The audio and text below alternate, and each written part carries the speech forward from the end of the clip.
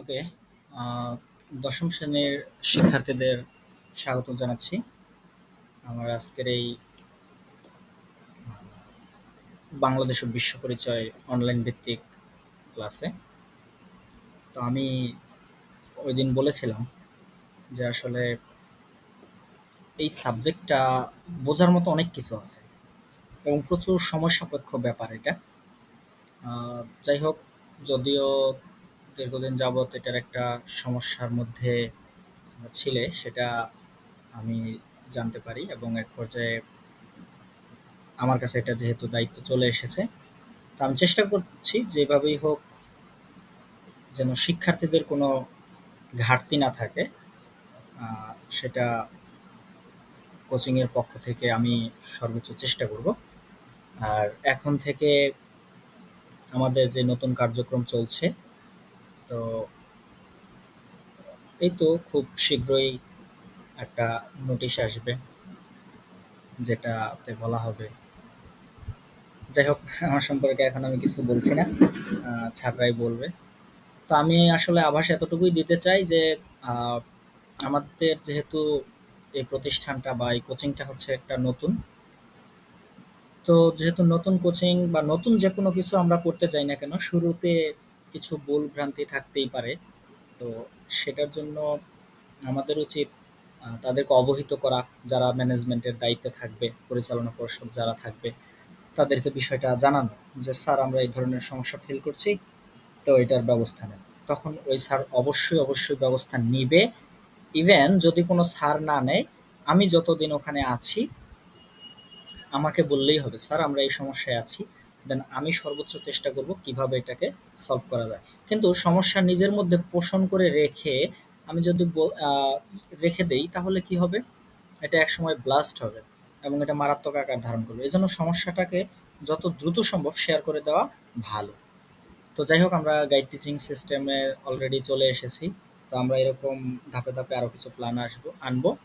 তো এখন যেহেতু গাইড টিচিং সিস্টেম চলে আসছে, আরো সুবিধা হয়েছে।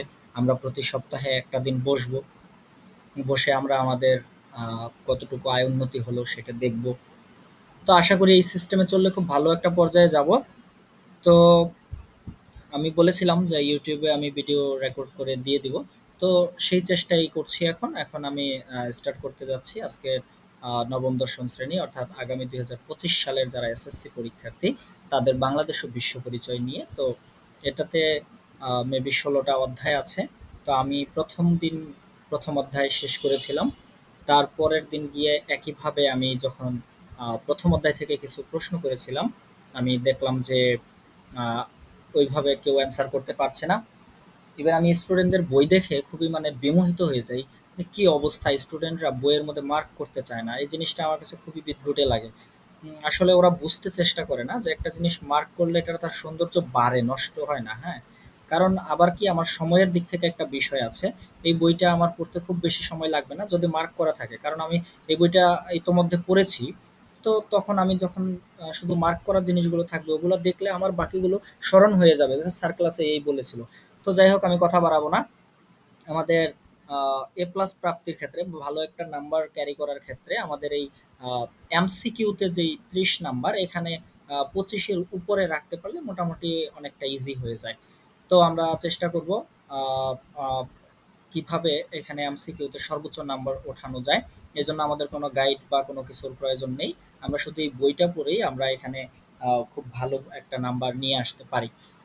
তো যেহেতু অনলাইনে আছি, আমি এটাকে যদি কোনো বড় টপিক হয়, তখন আমি কি করব, সেটাকে শর্ট করে করে মানে পর্ব পর্ব করে ভিডিও দেব। আর যেহেতু এটা ছোট একটা অধ্যায়, মাত্র 13 পৃষ্ঠার, তো এটাতেও অনেক আলোচনার আছে। তারপরে চেষ্টা করব যে 1 ঘন্টার মধ্যে, সর্বোচ্চ 1 ঘন্টার মধ্যে ভিডিওটা ক্লোজ করে দেওয়ার জন্য। তো আমরা শুরু করি, দেখি কত দূর যেতে পারি। আহ, তো আবারও স্বাগত জানাচ্ছি। এবং যেহেতু এটা একটা লং জার্নি, তো এখানে শেষ পর্যন্ত থাকলে আশা করি প্রত্যেকে উপকৃত হবে। আর আমি স্টুডেন্টদের পরামর্শ নিয়ে ভিডিওটা কি করা যায় সেটা করব। তো আমি যেহেতু বরাবর আমার অন্যান্য অনলাইন ব্যাচে যে ক্লাস করেছিলাম ওই সবগুলো আমাকে জাস্ট প্রাইভেট করে রেখেছিলাম, দেন আমি স্টুডেন্টদেরকে শেয়ার দিতাম। তো এখন আমি পাবলিক করতে চাচ্ছি না। তারপরও যদি কেউ বলে তখন আমি সেটাকে ভেবে দেখব। তো আজকে আমরা আলোচনা করব বাংলাদেশ ও বিশ্ব পরিচয়ের প্রথম অধ্যায়। যদিও আমার আলোচনা ইতোপূর্বে হয়ে গেছে। তো এখন শুধু আমরা একটু দেখব যে মার্ক করে কিভাবে পড়তে হয়। তো সেটা একটু দেখি। আমি লাইন বাই লাইন আলোচনা করব। একটা প্রশ্নকে কিভাবে একটা প্রশ্ন থেকে অনেকগুলো প্রশ্ন করা যায় সেটাও আমরা দেখব। তো যাই হোক, আমি কথা বাড়াচ্ছি না, আমি এখনই শুরু করতে যাচ্ছি। আর আরেকটা বিষয় যেটা আমার আসলে না বললেই নয়, আমার খুব আহ, খারাপ লাগে এই জিনিসটা, যে আমি আমি মনে করি যে বর্তমানের যে বিষয়টা সেটা হচ্ছে কিসের মতো হয়ে গেছে। বর্তমানের ইয়াটা হয়ে আপনার আমার হচ্ছে এটাকে কি বলে, ভিক্ষাবৃত্তির যে সিস্টেমটা। তো আমার মনে হচ্ছে যে এটা একটা ডিজিটাল ভিক্ষাবৃত্তির মতো হয়ে গেছে।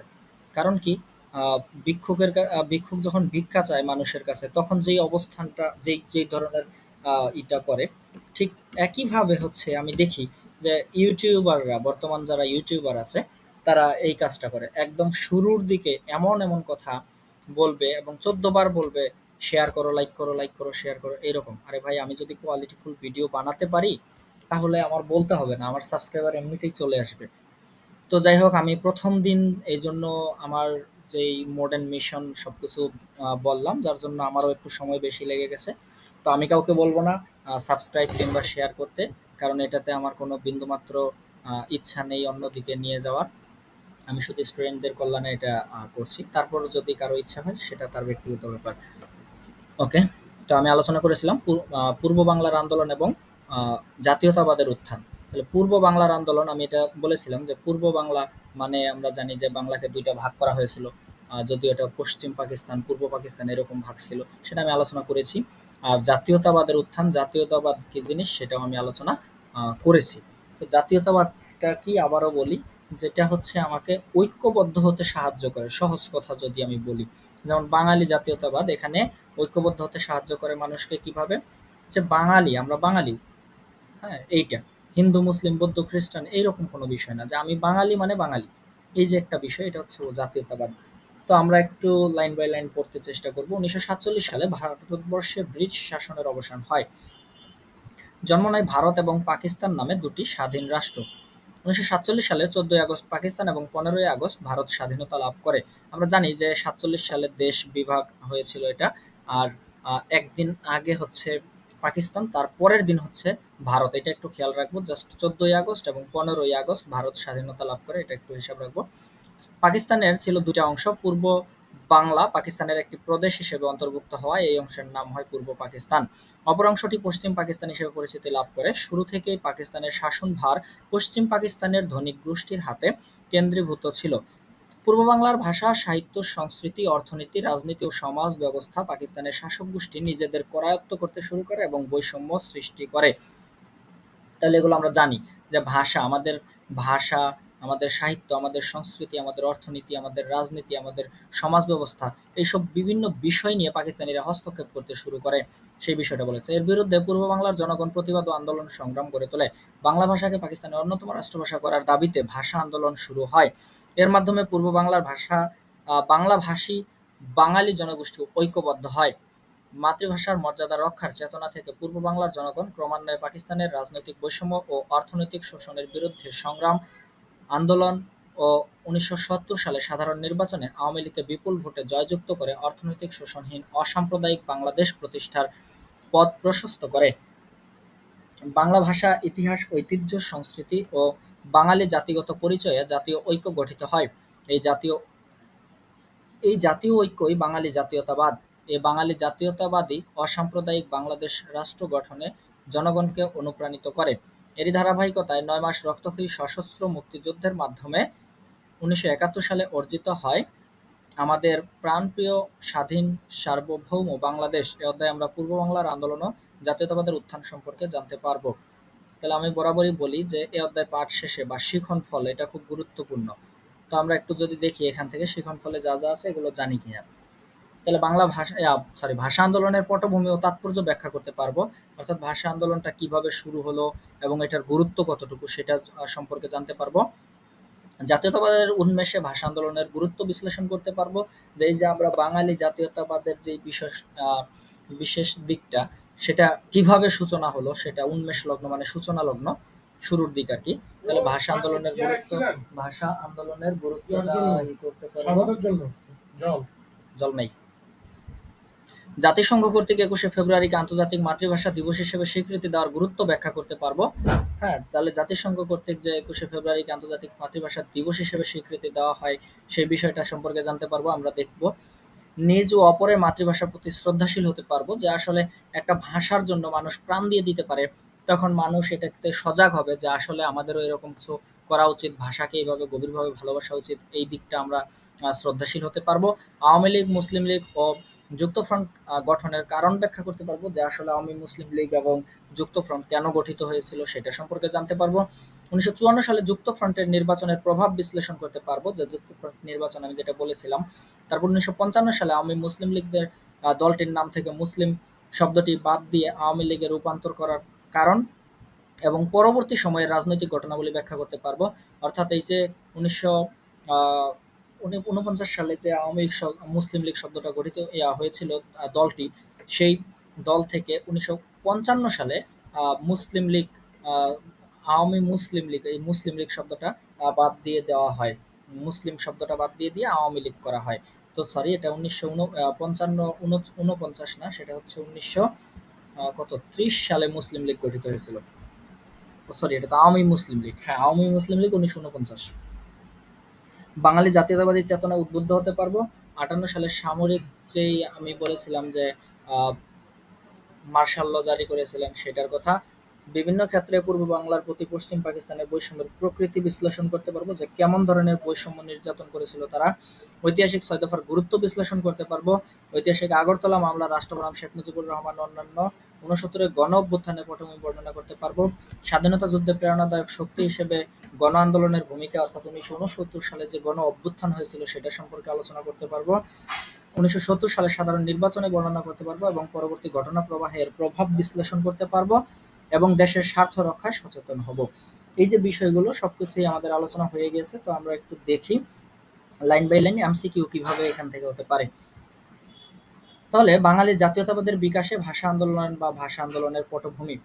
পাকিস্তান সৃষ্টির আগেই এই রাষ্ট্রের ভাষা কি হবে তা নিয়ে বিতর্ক শুরু হয়। 1947 সালে মোহাম্মদ আলী জিন্নাহ মুসলিম লীগের দাপ্তরিক ভাষা উর্দু করার প্রস্তাব করলে বাঙালি নেতা শেরে বাংলা একে ফজলুল হক এর বিরোধিতা করেন। 1947 সালের এপ্রিল মাসে পাকিস্তান নামক একটি রাষ্ট্রের প্রতিষ্ঠা যখন প্রায় নিশ্চিত হয়ে যায়, তখনই বিতর্কটি পুনরায় শুরু হয়। তাহলে প্রথমবার 1937 সালে, অর্থাৎ 47 দেশ বিভাগের 10 বছর আগেই এটা নিয়ে ঝামেলা হয়। 1947 সালের 17 মে চৌধুরী খলিকুজ্জামান এবং জুলাই মাসে আলিগড় বিশ্ববিদ্যালয়ের উপাচার্য ডক্টর জিয়াউদ্দিন আহমেদ উর্দুকে পাকিস্তানের রাষ্ট্রভাষা করার প্রস্তাব দেন। তাদের প্রস্তাবের বিরুদ্ধে বাংলা ভাষার পূর্ব বাংলার ভাষাবিজ্ঞানী ও ঢাকা বিশ্ববিদ্যালয়ের অধ্যাপক ডক্টর শহীদুল্লাহ এবং ডক্টর মোহাম্মদ এনামুল হক সহ বেশ কজন বুদ্ধিজীবী প্রবন্ধ লিখে প্রতিবাদ জানান। ঢাকা বিশ্ববিদ্যালয়ের অধ্যাপক আবুল কাশেমের নেতৃত্বে 2রা সেপ্টেম্বর 1947 সালে তমদ্দুন নামক মজলিস একটি সাংস্কৃতিক প্রতিষ্ঠান গড়ে ওঠে। এটা খুব গুরুত্বপূর্ণ। এতক্ষণ যা আলোচনা করেছি তার সব থেকে গুরুত্বপূর্ণ এটা। ঢাকা বিশ্ববিদ্যালয়ের অধ্যাপক কে? আবুল কাশেম। আবুল কাশেমের নেতৃত্বে, তাহলে আবুল কাশেমের নেতৃত্বে কি হয়েছিল কত সালে? 2রা সেপ্টেম্বর 1947 সালে। 2রা সেপ্টেম্বর 1947 সালে কি হয়েছিল? তমদ্দুন মজলিস হয়েছিল। তমদ্দুন মজলিস এটা কি ধরনের একটা প্রতিষ্ঠান? একটা সাংস্কৃতিক প্রতিষ্ঠান গড়ে ওঠে। তাহলে এখান থেকে প্রশ্ন 3 ধরনের হতে পারে। একটা কি, যে তমদ্দুন মজলিস যে গঠিত হয়েছিল সেখানে নেতৃত্ব দিয়েছিলেন কে? তাহলে হবে আবুল কাশেম। আবুল কাশেম যে নেতৃত্ব দিয়েছিলেন তমদ্দুন মজলিস গঠনের জন্য, তাহলে সেই তমদ্দুন মজলিস গঠিত হয়েছিল কত সালে? 1947 সালের 2রা সেপ্টেম্বর। আবার কি করতে পারি, আবুল কাশেমের নেতৃত্বে 2রা সেপ্টেম্বর যে তমদ্দুন মজলিস গঠিত হয়েছিল, সেই মজলিসটা আসলে কি ধরনের সংগঠন ছিল? সেটা একটা সাংস্কৃতিক প্রতিষ্ঠান। 6 থেকে 7 সেপ্টেম্বর অনুষ্ঠিত উক্ত সংগঠনের যুবকর্মী সম্মেলনে বাংলাকে শিক্ষা ও আইন আদালতের বাহন করার প্রস্তাব গ্রহণ করা হয়।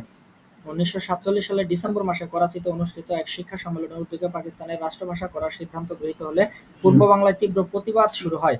তাহলে এই যে করাচির কথা ওই দিন একজন বলেছিল ক্লাসে যে করাচি আসলে কোথায়? করাচি হচ্ছে পাকিস্তানে অবস্থিত। হ্যাঁ, আমরা এই প্রদেশগুলো সম্পর্কে জানবো। বাংলাকে রাষ্ট্রভাষা করার দাবি ওঠে, লেখালেখি শুরু হয়। ডিসেম্বর মাসেই রাষ্ট্রভাষা সংগ্রাম পরিষদ গঠিত হয়। তাহলে রাষ্ট্রভাষা সংগ্রাম পরিষদ গঠিত হয় কোন মাসে? রাষ্ট্রভাষা সংগ্রাম পরিষদ গঠিত হয় ডিসেম্বর মাসে। রাষ্ট্রভাষা সংগ্রাম পরিষদ গঠিত হয় ডিসেম্বর মাসে। ঢাকা বিশ্ববিদ্যালয়, সচিবালয় সহ বিভিন্ন প্রতিষ্ঠানে মিছিল, সভা সমাবেশ অনুষ্ঠিত হয়। পাকিস্তান সরকার 144 ধারা জারি সহ সভা সমাবেশ নিষিদ্ধ ঘোষণা করে। 1948 সালের 25শে ফেব্রুয়ারি পাকিস্তান গণপরিষদ সদস্য ধীরেন্দ্রনাথ দত্ত গণপরিষদের ভাষা হিসেবে উর্দু এবং ইংরেজির পাশাপাশি বাংলা ব্যবহারের দাবি জানান। আচ্ছা, একটা মিনিট আমি পজ করতেছি, আমার একটা কল চলে আসছে এমন টাইমে।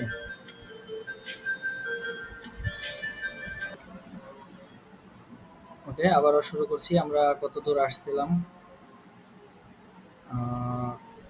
আচ্ছা, ডিসেম্বর মাসে রাষ্ট্রভাষা সংগ্রাম পরিষদ গঠিত হয়েছিল, এতদূর ছিলাম। ঢাকা বিশ্ববিদ্যালয়, সচিবালয় সহ বিভিন্ন প্রতিষ্ঠানে মিছিল, সভা সমাবেশ অনুষ্ঠিত হয়। পাকিস্তান সরকার এটা তো মনে আলোচনা। আচ্ছা,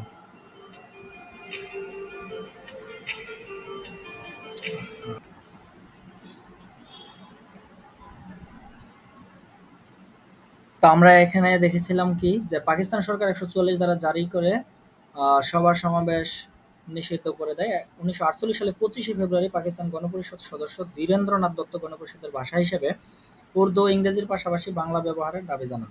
তো এটা কিন্তু খুব গুরুত্বপূর্ণ। ধীরেন্দ্রনাথ দত্ত গণপরিষদের ভাষা হিসেবে উর্দু এবং ইংরেজির পাশাপাশি হচ্ছে বাংলা ব্যবহারের দাবি জানান। সালটাল লাগবে না, কে, শুধু এটা খেয়াল রাখলেই হবে, ধীরেন্দ্রনাথ দত্ত।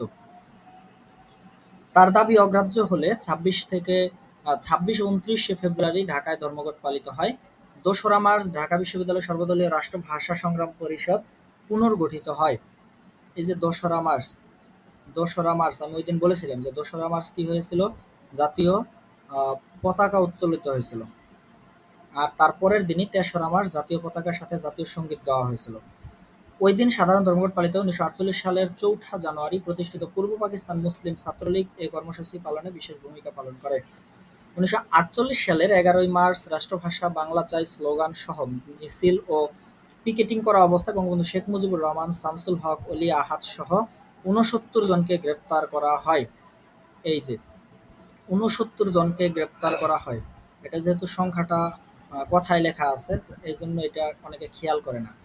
তো এটা কিন্তু খেয়াল রাখতে হবে। এখান থেকে প্রশ্ন দিয়ে দিতে পারে যে ওই দিন, এটা 1948 সালের 11 মার্চ যে রাষ্ট্রভাষা বাংলা চাই স্লোগানে বিভিন্ন হয়েছিল, তখন কতজনকে গ্রেপ্তার করা হয়েছিল? 69 জনকে।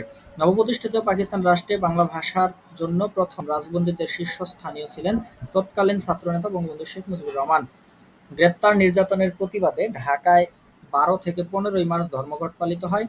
বাধ্য হয়ে পূর্ব পাকিস্তানের মুখ্যমন্ত্রী খাজা নাজিমুদ্দিন 15 মার্চ রাষ্ট্রভাষা সংগ্রাম পরিষদের সঙ্গে 8 দফা চুক্তিতে স্বাক্ষর করে। দফাগুলো নিম্নে উল্লেখ করা হলো।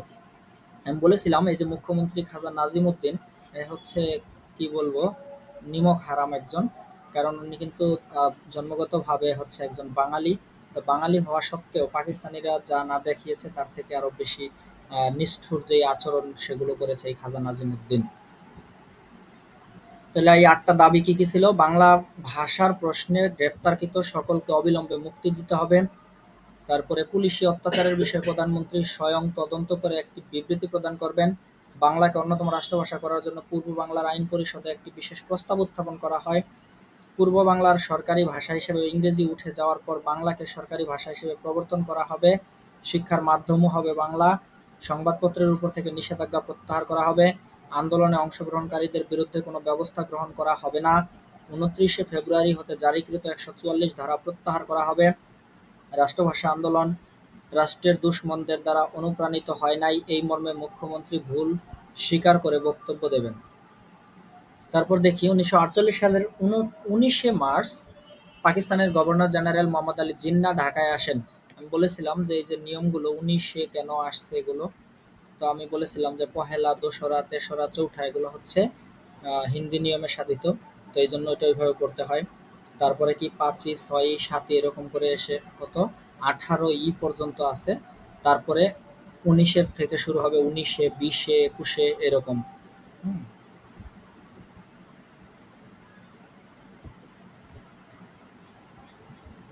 21শে মার্চ রেসকোর্স ময়দান। রেসকোর্স আমি বলেছিলাম যে এখান থেকে প্রশ্ন আসতে পারে। রেসকোর্স ময়দানের বর্তমান নাম হচ্ছে সোহরাওয়ার্দী উদ্যান। অনুষ্ঠিত জনসভায় তিনি দ্ব্যর্থহীন কণ্ঠে ঘোষণা করেন, উর্দু এবং উর্দু হবে পাকিস্তানের একমাত্র রাষ্ট্রভাষা। 24শে মার্চ ঢাকা বিশ্ববিদ্যালয়ের সমাবর্তনে তিনি অনুরূপ ঘোষণা দিলে ছাত্র সমাজ প্রতিবাদ মুখর হয়ে ওঠে এবং নানা বলে তার উক্তির প্রতিবাদ জানায়। আমি বলেছিলাম যে এই যে 24শে মার্চ এই যে সমাবর্তন, এই সব জায়গাতে গিয়েও তারা কি করে, আমি বলেছিলাম যে প্রিন্সিপাল স্যারের কথা কি, গুড মর্নিং স্টুডেন্ট, সময় নাই আবার। তারপরেই কি ট্যুরে যাওয়ার পরে ওখানে এক সাবজেক্টে ফেল করলেও পরবর্তী বর্ষে প্রমোশন দেওয়া হবে না। ঠিক এইটার যে প্রতিক্রিয়াটা, একই প্রতিক্রিয়া হয় যখন আমাদের যে ঢাকা বিশ্ববিদ্যালয়ের সমাবর্তন অনুষ্ঠান, সেখানে এসেও যখন সে একই কথা বলে, তখন কি করে ঢাকা বিশ্ববিদ্যালয়ের শিক্ষার্থীরা রেসকোর্স ময়দানে জিন্নাহর ঘোষণার তাৎক্ষণিক প্রতিবাদ জানিয়েছে। এক পর্যায়ে পাকিস্তান সরকার আরবি হরফে বাংলা প্রচলনের উদ্যোগ নিয়েছিল। বাঙালির এই অপপ্রয়াসের তীব্র ক্ষোভ ও প্রতিবাদ জ্ঞাপন করে। পাকিস্তান প্রতিষ্ঠার অল্প কয়েক মাসের মধ্যেই পূর্ব বাংলায় ভাষাকেন্দ্রিক যে আন্দোলন শুরু হয় তা ছিল বাঙালি জাতীয়তাবাদের প্রতি আস্থার বহিঃপ্রকাশ। মাতৃভাষা বাংলার মর্যাদা রক্ষার মাধ্যমে পূর্ব বাংলার জনগণ জাতীয়ভাবে নিজেদের বিকাশের গুরুত্ব উপলব্ধি করে। এই ভূখণ্ডে বসবাসকারী ক্ষুদ্র নৃগোষ্ঠীগুলো রাষ্ট্রভাষা উর্দু নয় বরং বাংলাকেই সমর্থন করে, এটা আমি বলেছিলাম। 1952 সালের 26শে জানুয়ারি ঢাকার পল্টন ময়দানে অনুষ্ঠিত জনসভায় পাকিস্তানের নতুন প্রধানমন্ত্রী খাজা নাজিমুদ্দিন জিন্নাহর অনুকরণে উর্দুকে পাকিস্তানের রাষ্ট্রভাষা করার নতুন ঘোষণা প্রদান করেন। তাহলে আমি যেটা বলেছিলাম যে এই খাজা নাজিমুদ্দিন তিনি কি হয়ে গেলেন, পাকিস্তানে আবার প্রধানমন্ত্রীর দায়িত্ব পেয়ে গেলেন। খাজা নাজিমুদ্দিন আমরা দেখি আমাদের সমাজে সচরাচর এখন পর্যন্ত বর্তমান যেটা, পূর্বেও কিন্তু এই বিষয়টা ছিল, যার মানে হচ্ছে যারা চাটুকারিতা তাদের যে একটা প্রভাব প্রতিপত্তি, সেই বিষয়টা যে সে কিন্তু ছিল একজন বাঙালি। বাঙালি থাকা সত্ত্বেও তার যে চাটুকারিতার লেভেল, সে হচ্ছে বাঙালি হওয়া সত্ত্বেও বাঙালিদের বিরুদ্ধে যে কথা বলা, এই সমস্ত কিছু থাকার জন্য কি হয়, সে প্রধানমন্ত্রীর পদ পেয়ে যায়। কিন্তু জিন্নাহর অনুকরণ করে সে কি করলো, যে এই যে 52 সালের 26শে জানুয়ারি এসে ঢাকার পল্টন ময়দানে এসে সে আবার ঘোষণা দেয় যে রাষ্ট্রভাষা কি করতে হবে, উর্দুকে রাষ্ট্রভাষা করতে হবে। এর প্রতিবাদে ছাত্র সমাজ 30শে জানুয়ারি ধর্মঘট পালন করে। আব্দুল মতিনকে আহ্বায়ক করে রাষ্ট্রভাষা সংগ্রাম পরিষদ গঠিত হয়। খুব গুরুত্বপূর্ণ, আব্দুল মতিন আহ্বায়ক রাষ্ট্রভাষা সংগ্রাম পরিষদ। তা আমি যেটা বললাম এখান থেকে প্রশ্ন কি কি হতে পারে, যে রাষ্ট্রভাষা সংগ্রাম পরিষদ যে গঠিত হয়েছিল সেটার আহ্বায়ক কে ছিল, তাহলে সেটা হবে আব্দুল মতিন। আবার হতে পারে যে রাষ্ট্রভাষা আব্দুল মতিনকে আহ্বায়ক করে নিচের কোন সংগঠনটি গঠিত হয়, সেটা হচ্ছে রাষ্ট্রভাষা সংগ্রাম পরিষদ। 31শে জানুয়ারি কাজী গোলাম মাহবুবকে আহ্বায়ক করে নতুনভাবে সর্বদলীয় রাষ্ট্রভাষা সংগ্রাম পরিষদ গঠিত হয়। তো এটা একটু খেয়াল রাখবো, শুধু অত বেশি গুরুত্বপূর্ণ নয়। ফলে আন্দোলন আরো বেগবান হয়, মানে আরো জোর হয় আর কি। এর সঙ্গে রাজনৈতিক দলগুলো যুক্ত হয়। 4 ফেব্রুয়ারি ঢাকায় ছাত্র বিক্ষোভ প্রদর্শিত হয়। 21শে ফেব্রুয়ারি দেশব্যাপী সাধারণ ধর্মঘট এবং ওই দিন রাষ্ট্রভাষা দিবস পালন করার সিদ্ধান্ত গ্রহণ করা হয়। এই যে 21শে ফেব্রুয়ারি রাষ্ট্রভাষা দিবস হিসেবে যে চলে আসলো, পরবর্তীতে কিন্তু আমাদের যে ডেট ছিল সেটাকেই জাস্ট একটু স্বীকৃতি দেওয়া। এই তো আমি দেখি, ভাষার দাবি আদায় না হওয়া পর্যন্ত সংগ্রাম চালিয়ে যাবার সংকল্প ঘোষণা করা হয়।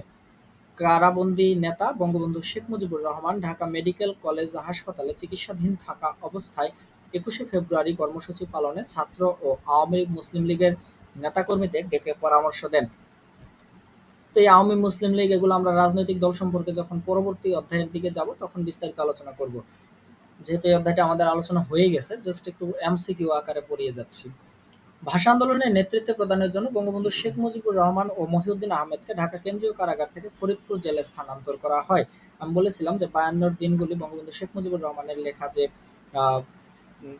একাদশ দ্বাদশ শ্রেণীতে একটা পাঠ্য আছে, তো সেখানে এটা লেখা আছে বিস্তারিত। তো এই যে মহিউদ্দিন এবং বঙ্গবন্ধুর জেলে স্থানান্তরের যে দিকগুলো, সেখানে মহিউদ্দিন আহমেদকে সঙ্গে নিয়ে বঙ্গবন্ধু শেখ মুজিবুর রহমান রাজবন্দীদের মুক্তি ও রাষ্ট্রভাষা বাংলার দাবিতে আমরণ অনশন শুরু করলে আন্দোলন তীব্র হয়ে ওঠে। আমি বলেছিলাম আমরণ, এটাই যে বাংলাতে আমি ওই দিন বলেছিলাম যে আমরণ, আমি উপসর্গ পড়িয়েছিলাম, মূল শব্দটা কি মরণ, তার আগে আ বসে হয়ে গেছে আমরণ, মানে অর্থকে চেঞ্জ করে দিল। আমরণ মানে জীবন বোঝাইছে, মৃত্যুর আগ পর্যন্ত।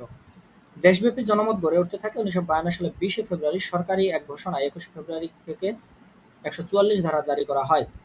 সভা-সমাবেশ, মিছিল ১ মাসের জন্য নিষিদ্ধ করা হয়। আন্দোলনের নেতৃবৃন্দ ১৪৪ ধারা ভঙ্গ করার সিদ্ধান্ত গ্রহণ করেন। ২১শে ফেব্রুয়ারি সকাল ১১টায় ঢাকা বিশ্ববিদ্যালয়ের আমতলায় বর্তমান ঢাকা মেডিকেল কলেজের জরুরি বিভাগের পাশে একটি সভা অনুষ্ঠিত হয়। আমি বলেছিলাম ঢাকা বিশ্ববিদ্যালয়, ঢাকা কলেজ, তারপরে ঢাকা মেডিকেল কলেজ এগুলো কিভাবে হয়েছে। সভায় ১০ জন করে মিছিল বের করার সিদ্ধান্ত গৃহীত হয়। ঢাকা মেডিকেল কলেজের দিক থেকে ১৪৪ ধারা ভঙ্গ করে মিছিল এগিয়ে চলে। মিছিলের অগ্রভাগে নেতৃত্ব দিয়েছিলেন ঢাকা বিশ্ববিদ্যালয়ের ছাত্রীগণ।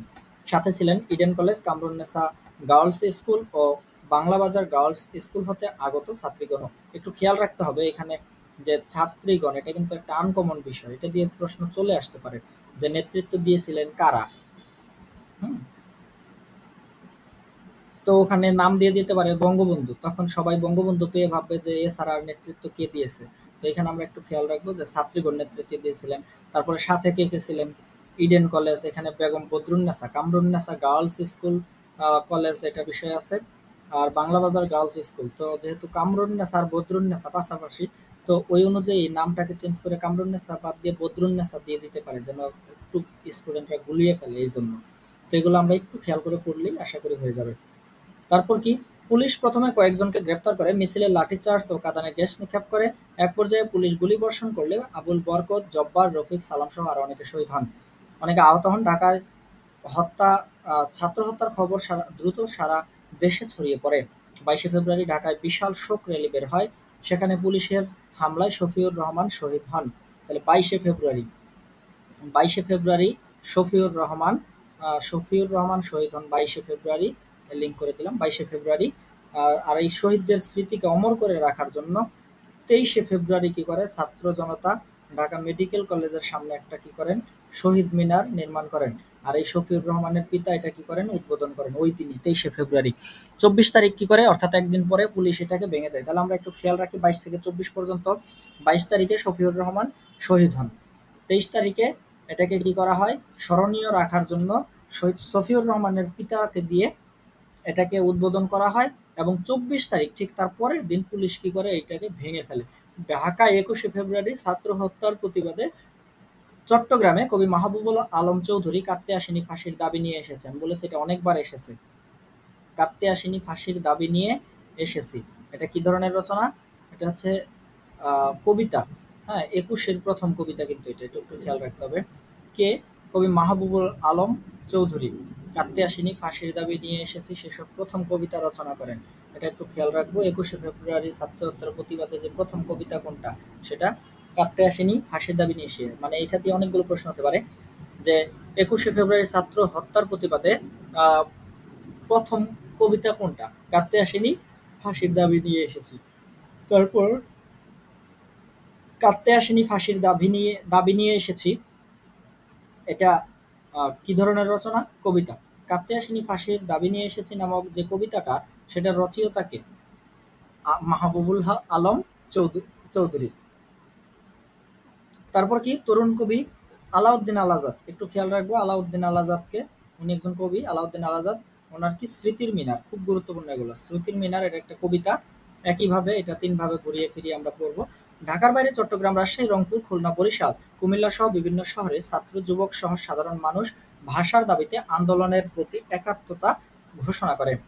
পাকিস্তান রাষ্ট্রের প্রতি ঘৃণা পোষণ শুরু করে। এসব হত্যাকাণ্ড পূর্ব বাংলার জনগণের মনের উপর বড় ধরনের প্রতিক্রিয়া সৃষ্টি করে। আব্দুল গাফফার চৌধুরী রচনা করেন আমার ভাইয়ের রক্তে রাঙানো 21শে ফেব্রুয়ারি আমি কি ভুলিতে পারি। আমি বলেছিলাম যে এই যে আব্দুল গাফফার চৌধুরী, আমার ভাইয়ের রক্তে রাঙানো 21শে ফেব্রুয়ারি আমি কি ভুলিতে পারি, আব্দুল গাফফার চৌধুরী এটার রচনা করেছেন।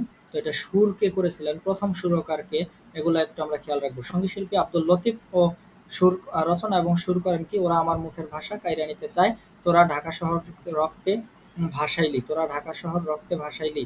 হ্যাঁ, এটা একটু খেয়াল রাখতে হবে, যেহেতু ওরা আমার মুখের ভাষা এটা জানে যে আব্দুল গাফফার চৌধুরী, কিন্তু তোরা ঢাকা শহর রক্তে ভাসাইলি এটা কেউ জানে না বা ওইভাবে পড়া নেই। তাহলে এটা থেকে দিয়ে দিতে পারে যে তোরা ঢাকা শহর রক্তে ভাসাইলি। এই গানের রচয়িতা কে? হবে কি আব্দুল লতিফ। ডক্টর মুনির চৌধুরী, এটা একটু খেয়াল রাখবো, ডক্টর মুনির চৌধুরী খুব গুরুত্বপূর্ণ কিন্তু, জেলে থাকা অবস্থায় রচনা করেছিলেন কি কবর নামক তার যে বিখ্যাত নাটকটি। তাহলে কবর নাটক জেলে বসে থেকে, কোথায় বসে রচনা করেছিলেন? জেলে বসে, খেয়াল রাখবো অনেক সময় চলে আসে। তারপরে কবর কি জাতীয় রচনা? মুনির চৌধুরী রচিত কবর একটা নাটক, এটা ভাষা আন্দোলন ভিত্তিক। জহির রায়হান রচনা করেন আরেক ফাল্গুন উপন্যাস। জহির রায়হান আরেকজন বিখ্যাত আহ, আমরা কি বলতে পারি, ঔপন্যাসিক বলতে পারি, এবং উনি একজন চলচ্চিত্রকার বিখ্যাত। জহির রায়হান কি রচনা করেন? আরেক ফাল্গুন। আরেক ফাল্গুন এটা একটা উপন্যাস, এটা হচ্ছে কি ভিত্তিক? ভাষা আন্দোলন ভিত্তিক। ভাষা আন্দোলনকে কেন্দ্র করে পূর্ব বাংলায় শিল্প সাহিত্য সংস্কৃতির চর্চায় পাকিস্তান রাষ্ট্রের বিরুদ্ধে প্রতিবাদের ঝড় ওঠে। বাঙালি জাতীয়তাবাদের চেতনা মুক্তধারার রাজনৈতিক আদর্শ হিসেবে গুরুত্বপূর্ণ স্থান করে নেয়। 1947 সালে সূচিত রাষ্ট্রভাষা আন্দোলন 1948 থেকে 1952 সালে প্রতিবাদী ও রক্তক্ষয়ী সংগ্রামের রূপ লাভ করে। ফলে পাকিস্তান সরকার বাংলাকে অন্যতম রাষ্ট্রভাষা হিসেবে স্বীকৃতি দিতে বাধ্য হয়। 1956 সালে পাকিস্তানের সংবিধানে বাংলা ভাষাকে পাকিস্তানের অন্যতম রাষ্ট্রভাষা হিসেবে অন্তর্ভুক্ত করা হয়। নিজের ইতিহাস, ঐতিহ্য, ভাষা ও সংস্কৃতি নিয়ে পূর্ব বাংলার বাঙালি এবং অন্যান্য জনগোষ্ঠী মাথা উঁচু করে দাঁড়ানোর সাহস ও আত্মপ্রত্যয় খুঁজে পায়। 1952 সালের ভাষা আন্দোলনের পর 50-এর দশকব্যাপী ছিল বাঙালিদের আত্মনিয়ন্ত্রণ অধিকার প্রতিষ্ঠার প্রস্তুতিকাল। ভাষা আন্দোলন পরবর্তীকালে সকল রাজনৈতিক আন্দোলনের অনুপ্রেরণা জুগিয়েছিল। এই আন্দোলন এদেশের মানুষকে তাদের অধিকার সম্পর্কে সচেতন করে তোলে, বাঙালিদের মধ্যে ঐক্য ও স্বাধীনতার চেতনা জাগিয়ে তোলে। পাকিস্তানি শাসন পর্বে এটি বাঙালিদের জাতীয় মুক্তির প্রথম আন্দোলন। তাহলে এটা একটু খুব গুরুত্বপূর্ণ কিন্তু, পাকিস্তান শাসন পর্বে বাঙালি জাতির যে প্রথম মুক্তির আন্দোলন সেটা হচ্ছে ভাষা আন্দোলন, বলছে পাকিস্তান শাসন পর্বে, এটা খেয়াল রাখতে হবে। তো আমরা যখন আরো ইতিহাস পড়বো তখন আমরা বিস্তারিত আরো অনেক কিছু দেখতে পারবো। তো যেহেতু আমরা পাকিস্তান শাসন করতেছি তো এটা দেখবো। ব্রিটিশ শাসনে গেলে, ব্রিটিশ শাসনের দিক থেকে যদি প্রথম কোনো আন্দোলন হয়ে থাকে সেটা হচ্ছে সিপাহী বিদ্রোহ। এগুলো একটু খেয়াল রাখবো। তো এখন আমি ইয়া করছি না, এখন যেহেতু এটা দরকার শুধু এটা দেখি। পাকিস্তান শাসন পর্বে বাঙালিদের জাতীয় মুক্তির প্রথম আন্দোলনের নাম ভাষা আন্দোলন।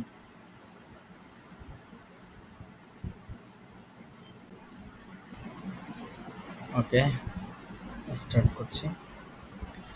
আচ্ছা, জহির রায়হানের কথা বললাম। তারপর ভাষা আন্দোলনকে কেন্দ্র করে পূর্ব বাংলায় শিল্প, সাহিত্য, সংস্কৃতির চর্চায় পাকিস্তান রাষ্ট্রের বিরুদ্ধে প্রতিবাদের ঝড় ওঠে। বাঙালি জাতীয়তাবাদের চেতনা মূলধারার রাজনৈতিক আদর্শ হিসেবে গুরুত্বপূর্ণ স্থান করে নেয়।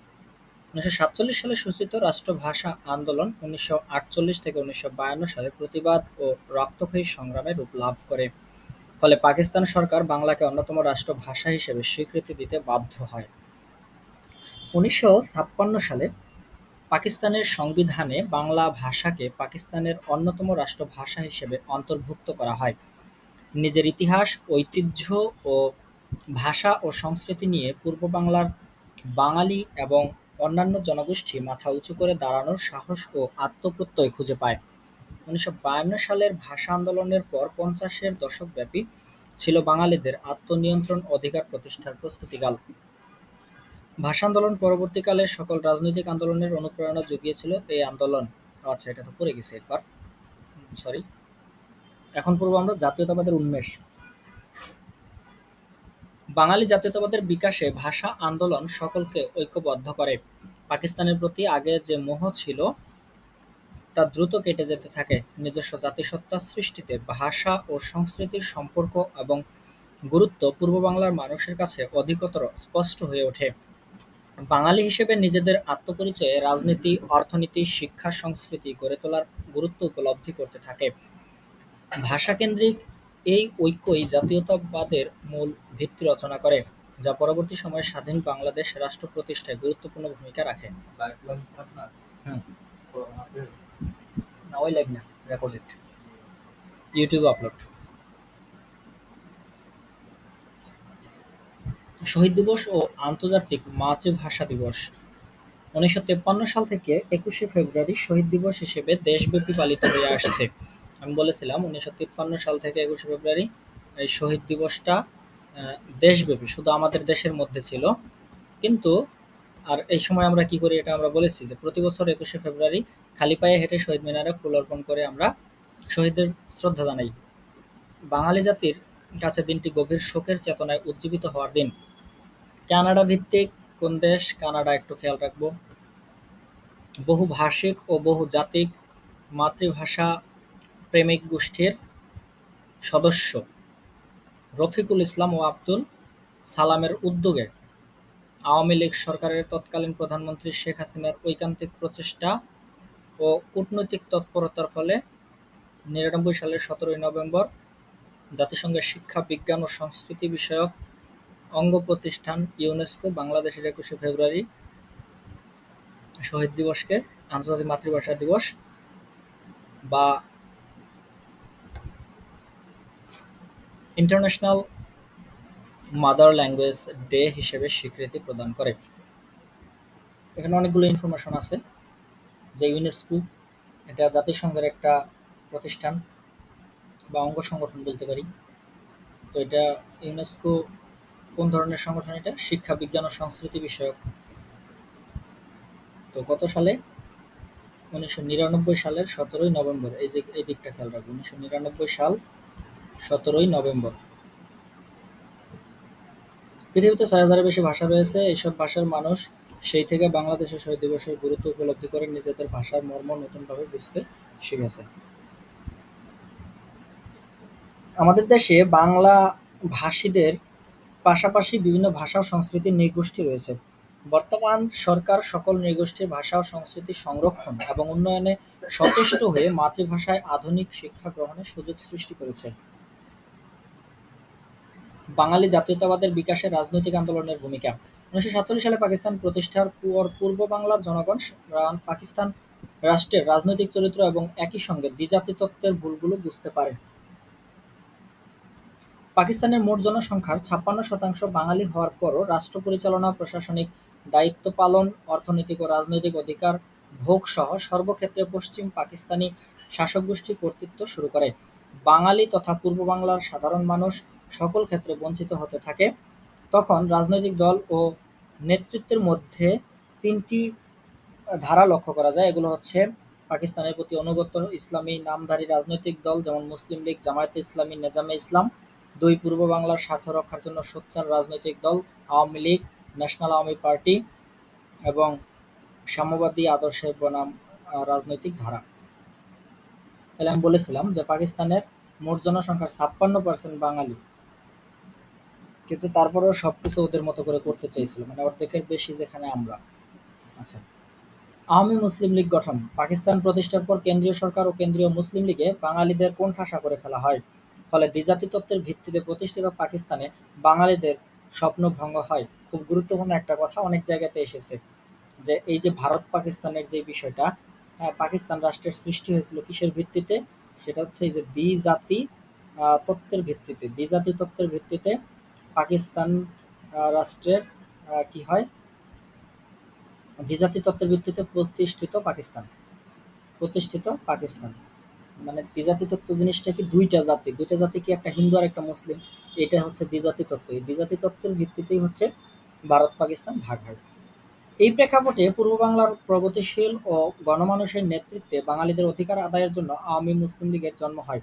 ১৯৪৯ সালের ২৩শে জুন ঢাকার রোজ গার্ডেনে এক সম্মেলনের মাধ্যমে পূর্ব পাকিস্তান আওয়ামী মুসলিম লীগ গঠন করা হয়। বর্তমান যে আওয়ামী লীগ দেখতেছি সেটার কথাই বলা হয়েছে।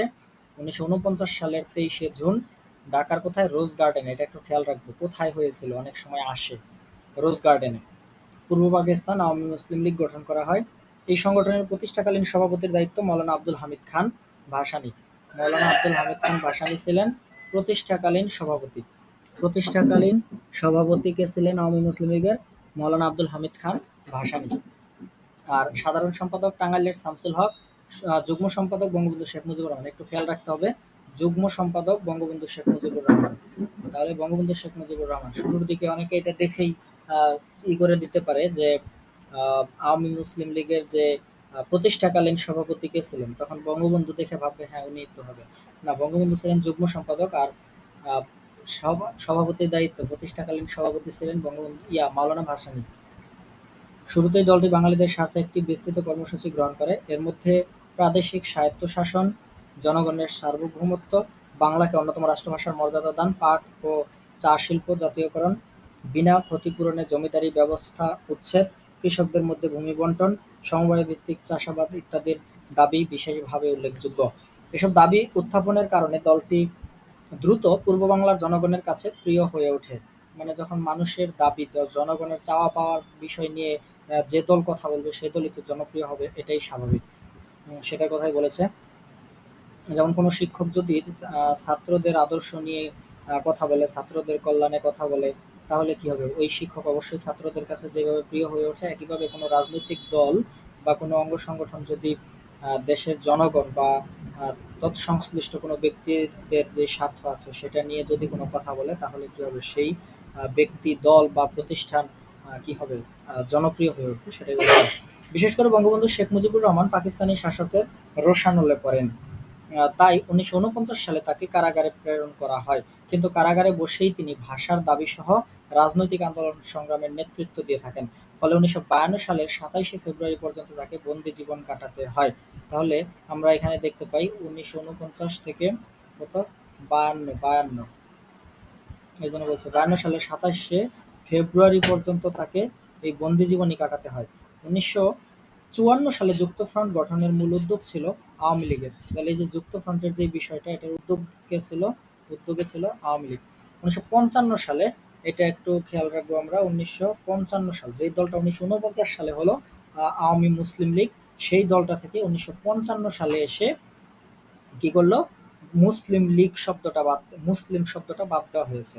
তাহলে এটার নাম হয়েছে আওয়ামী লীগ। কেন বাদ দিয়েছে? অসাম্প্রদায়িক রাজনৈতিক আদর্শের যে প্রতিফলন ঘটানোর জন্য। কারণ দলের সাথে মুসলিম থাকলে তখন একটা সাম্প্রদায়িক বিষয় চলে আসে যে শুধু এরা। এই জন্য দলটাকে অসাম্প্রদায়িক বোঝানোর জন্য এই শব্দটা ১৯৫৫ সালে দল থেকে আওয়ামী মুসলিম পরিবর্তে শুধু কি করা হয়? পূর্ব পাকিস্তান আওয়ামী লীগ করা হয়। ফলে ধর্ম পরিচয় নির্বিশেষে সকল বাঙালি ও ক্ষুদ্র নৃগোষ্ঠীসমূহ জাতীয়তাবাদের ধারায় অংশগ্রহণের সুযোগ পায়। আমি একটু আগে বলেছিলাম যে জাতীয়তাবাদের যে বিষয়টা আমি ক্লাসে অনেক আলোচনা করেছিলাম জাতীয়তাবাদ নিয়ে। তো সেই একই বিষয় যে আমরা যে বাঙালি, এটা আমাদের একটা বলে আমাদের জাতীয়তা কি, বলে আমরা বাঙালি। তো জাতীয়তাবাদের যে বাঙালি হিসেবে পরিচয়ের বিষয়টা, তো এখানে যদি ধর্মীয় ইস্যু চলে আসে তখন কি হয়ে যাবে? আর সেই বাঙালিটা প্রায়োরিটি পাবে না। এই জন্য জাতীয়তাবাদ, বাঙালি জাতীয়তাবাদ বলতে হিন্দু, মুসলিম, বৌদ্ধ, খ্রিস্টান, ক্ষুদ্র নৃগোষ্ঠী যেই থাকুক, যে সম্প্রদায়, বাঙালি দিন শেষে এটা হচ্ছে সব থেকে বড় পরিচয়। এই সময়ে দলটি পূর্ব বাংলার জনগণের রাজনৈতিক, অর্থনৈতিক সহ সকল স্বার্থ রক্ষায় একদিকে আন্দোলন সংগ্রাম অব্যাহত রাখে, অন্যদিকে সংসদ ও প্রাদেশিক সরকারের গুরুত্বপূর্ণ ভূমিকা পালনে সোচ্চার হতে থাকে। এবার দেখবো যুক্তফ্রন্ট গঠন, প্রাদেশিক নির্বাচন ও সরকার গঠন। প্রাদেশিক মানে প্রদেশ ভিত্তিক যে নির্বাচন, সেটা প্রাদেশিক। তাহলে যুক্তফ্রন্ট গঠন এবং প্রাদেশিক নির্বাচন এবং সরকার গঠনের দিকটা। পাকিস্তান প্রতিষ্ঠার পর শাসক দল মুসলিম লীগ দীর্ঘদিন নির্বাচনের মাধ্যমে কেন্দ্রীয় ও প্রাদেশিক সরকার গঠনের কোনো উদ্যোগ গ্রহণ করেনি। এছাড়া প্রাদেশিক সরকার নিয়ে কেন্দ্রীয় সরকারের টালবাহানা পূর্ব বাংলার জনগণের কাছে স্পষ্ট হয়ে ওঠে। পূর্ব বাংলার প্রাদেশিক পরিষদের নির্বাচনে মুসলিম লীগের শোচনীয় পরাজয় ঘটানোর লক্ষ্যে ১৯৫৩ সালের ১৪ই নভেম্বর আওয়ামী লীগ যুক্তফ্রন্ট গঠনের সিদ্ধান্ত গ্রহণ করে। ৪টি দল নিয়ে যুক্তফ্রন্ট গঠিত হয়। খুব গুরুত্বপূর্ণ, যুক্তফ্রন্ট গঠন করছে কয়টা দল ছিল? ৪টি দল নিয়ে যুক্তফ্রন্ট গঠিত হয়। কয়টি? ৪টি দল নিয়ে যুক্তফ্রন্ট, ৪টি দল নিয়ে। এই দল ৪টা হচ্ছে কি কি? আওয়ামী লীগ, কৃষক শ্রমিক পার্টি, নেজামে ইসলাম, গণতন্ত্রী দল। এই হচ্ছে ৪টা দল। যুক্তফ্রন্টের নির্বাচনের প্রতীক ছিল নৌকা। এই যে বর্তমান আওয়ামী লীগের যে নৌকা প্রতীক, সেই নৌকা প্রতীকটা যুক্তফ্রন্টের ছিল। ১৯৫৪ সালের মার্চ মাসে প্রাদেশিক পরিষদের নির্বাচন অনুষ্ঠিত হয়। এই নির্বাচনে জনগণ যুক্তফ্রন্টের ২১ দফাকে তাদের স্বার্থ রক্ষার সনদ বলে বিবেচনা করে। হ্যাঁ, দফা মানে দাবি আর কি, ২১টা দাবি। পূর্ব বাংলার প্রাদেশিক পরিষদের ২৩৭টি মুসলিম আসনের মধ্যে যুক্তফ্রন্ট ২২৩টি আর মুসলিম লীগ মাত্র ৯টি আসনে জয়লাভ করে। তাহলে পূর্ব বাংলার যে আমাদের যে বাংলা, পূর্ব বাংলা, এই পূর্ব বাংলার যে প্রাদেশিক পরিষদ নির্বাচন হয়েছিল, সেখানে মোট আসন ছিল, ভোটার ছিল ২২৩টা ভোট ছিল। তার মধ্যে যুক্তফ্রন্টে নিয়ে নেয় ২৩৭-এর মধ্যে ২২৩টি, আর বাকি ৯টা আসন মাত্র সেটা লাভ করে হচ্ছে মুসলিম লীগ। বাকি আসন অন্যরা, বাকি যে কিছু থাকে সেটা অন্যান্য কিছু দল থাকে তারা পায়। তাহলে ২২৩ আর ৯, ৯ ৩ ১২, ৩২, বাকি থাকে ৫টা। আচ্ছা, নির্বাচনে পূর্ব বাংলার জনগণ পাকিস্তানের রাষ্ট্র ক্ষমতায় পশ্চিম পাকিস্তানিদের কর্তৃত্ব ও প্রভাব থেকে মুক্ত হওয়ার রায় প্রদান করে। পূর্ব বাংলায় বাঙালিদের শাসন দেখতে জনগণ যে আগ্রহী তা স্পষ্ট হয়। যুক্তফ্রন্ট প্রাদেশিক সরকার গঠনের রায় লাভ করে। জনগণই যে সকল ক্ষমতার উৎস এই নির্বাচনে তা প্রমাণ হয়। জনগণ এই নির্বাচনে মুসলিম লীগকে প্রত্যাখ্যান করে এবং পূর্ব বাংলায় এর শাসনের অবসান ঘটায়।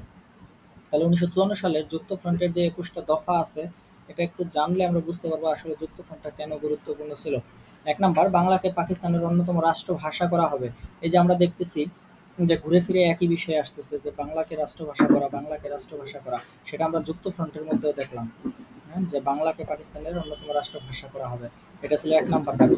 দ্বিতীয় দাবি কি, বিনা ক্ষতিপূরণে জমিদারি প্রথা উচ্ছেদ, সকল প্রকার মধ্যস্বত্ব সার্টিফিকেট প্রথা বাতিল করতে হবে। তারপর কি, পাট ব্যবসাকে জাতীয়করণ, পাটের ন্যায্য মূল্য প্রদান এবং পাট কেলেঙ্কারির সাথে জড়িত ব্যক্তিদের বিরুদ্ধে শাস্তির ব্যবস্থা করা হবে। হুম?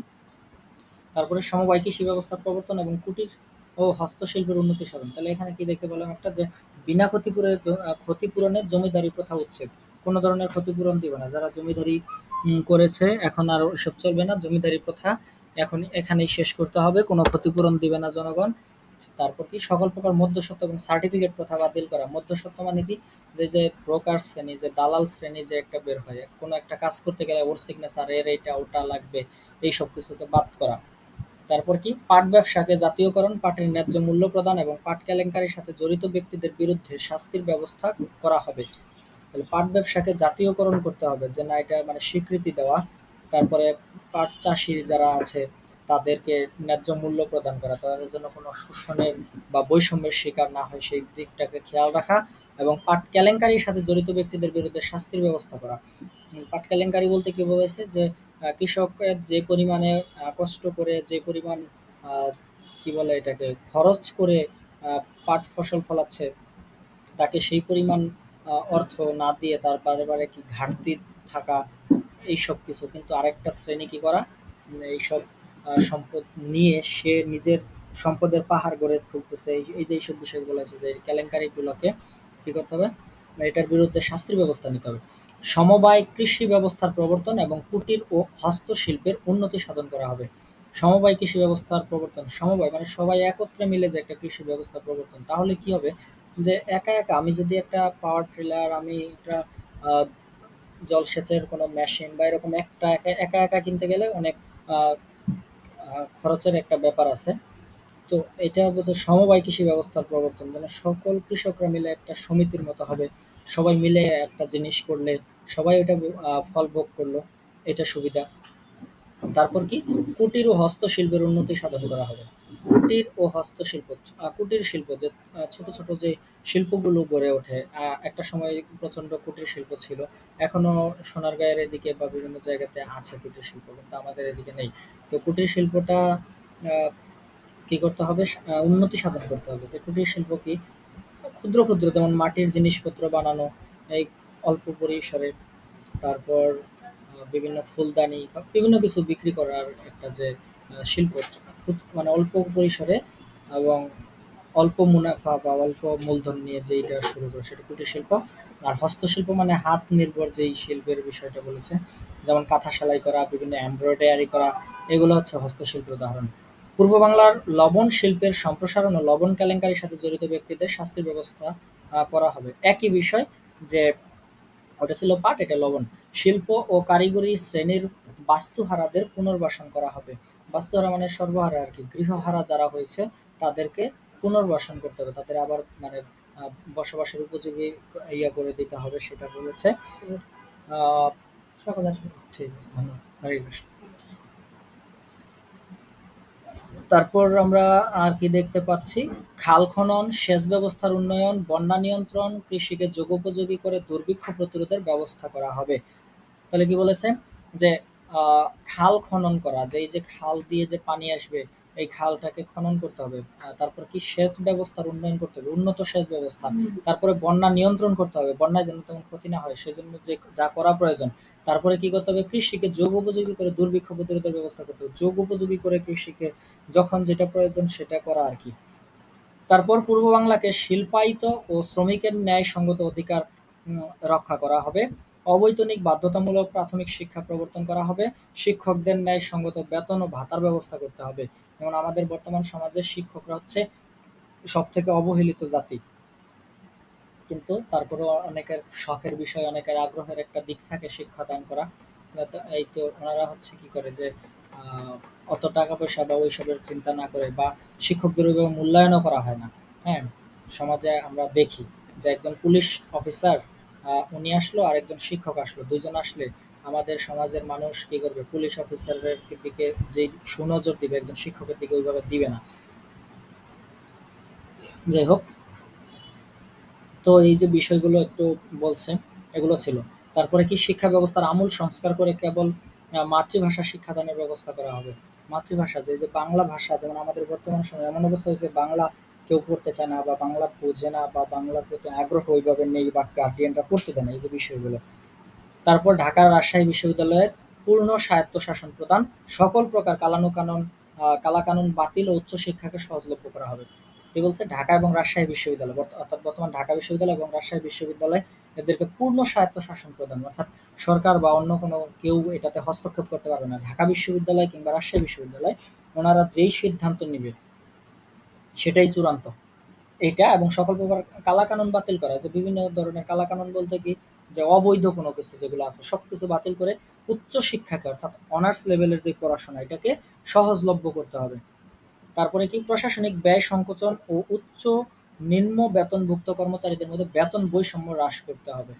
হ্যাঁ, যে সকলের মধ্যে বেতন বৈষম্যটা, যে উচ্চ ও নিম্ন বেতনভুক্ত কর্মচারীদের মধ্যে বেতন বৈষম্য হ্রাস করতে হবে।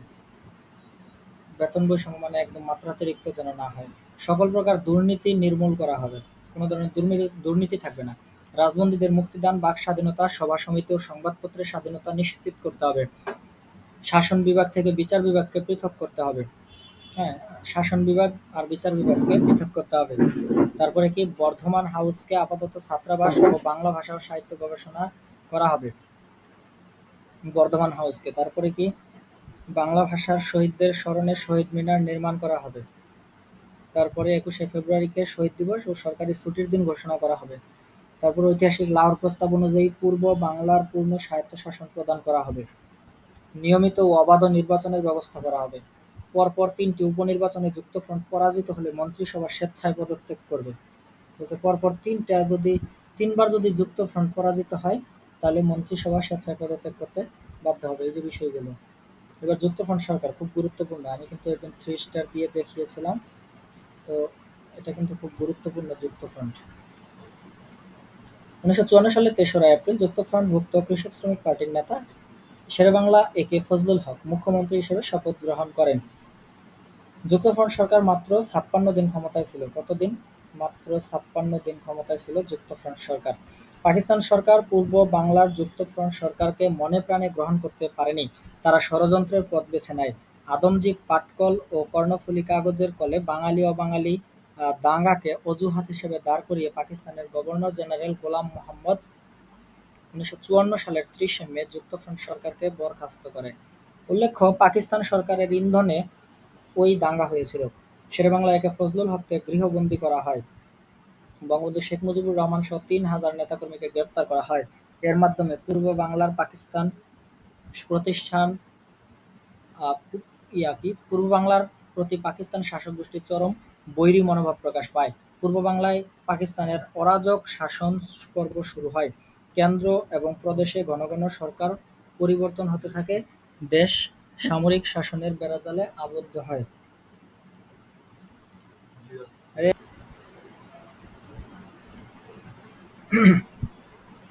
তো আমরা দেখলাম যুক্তফ্রন্ট সরকার মাত্র ৫৬ দিন কেন ছিল।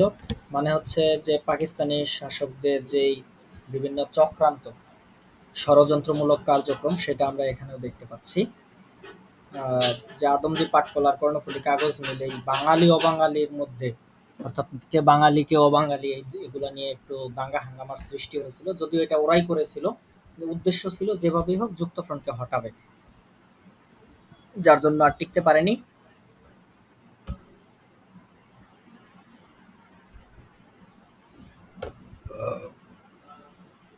তো এখন আমরা দেখব সামরিক শাসন ও পরবর্তী রাজনৈতিক ঘটনা প্রবাহ।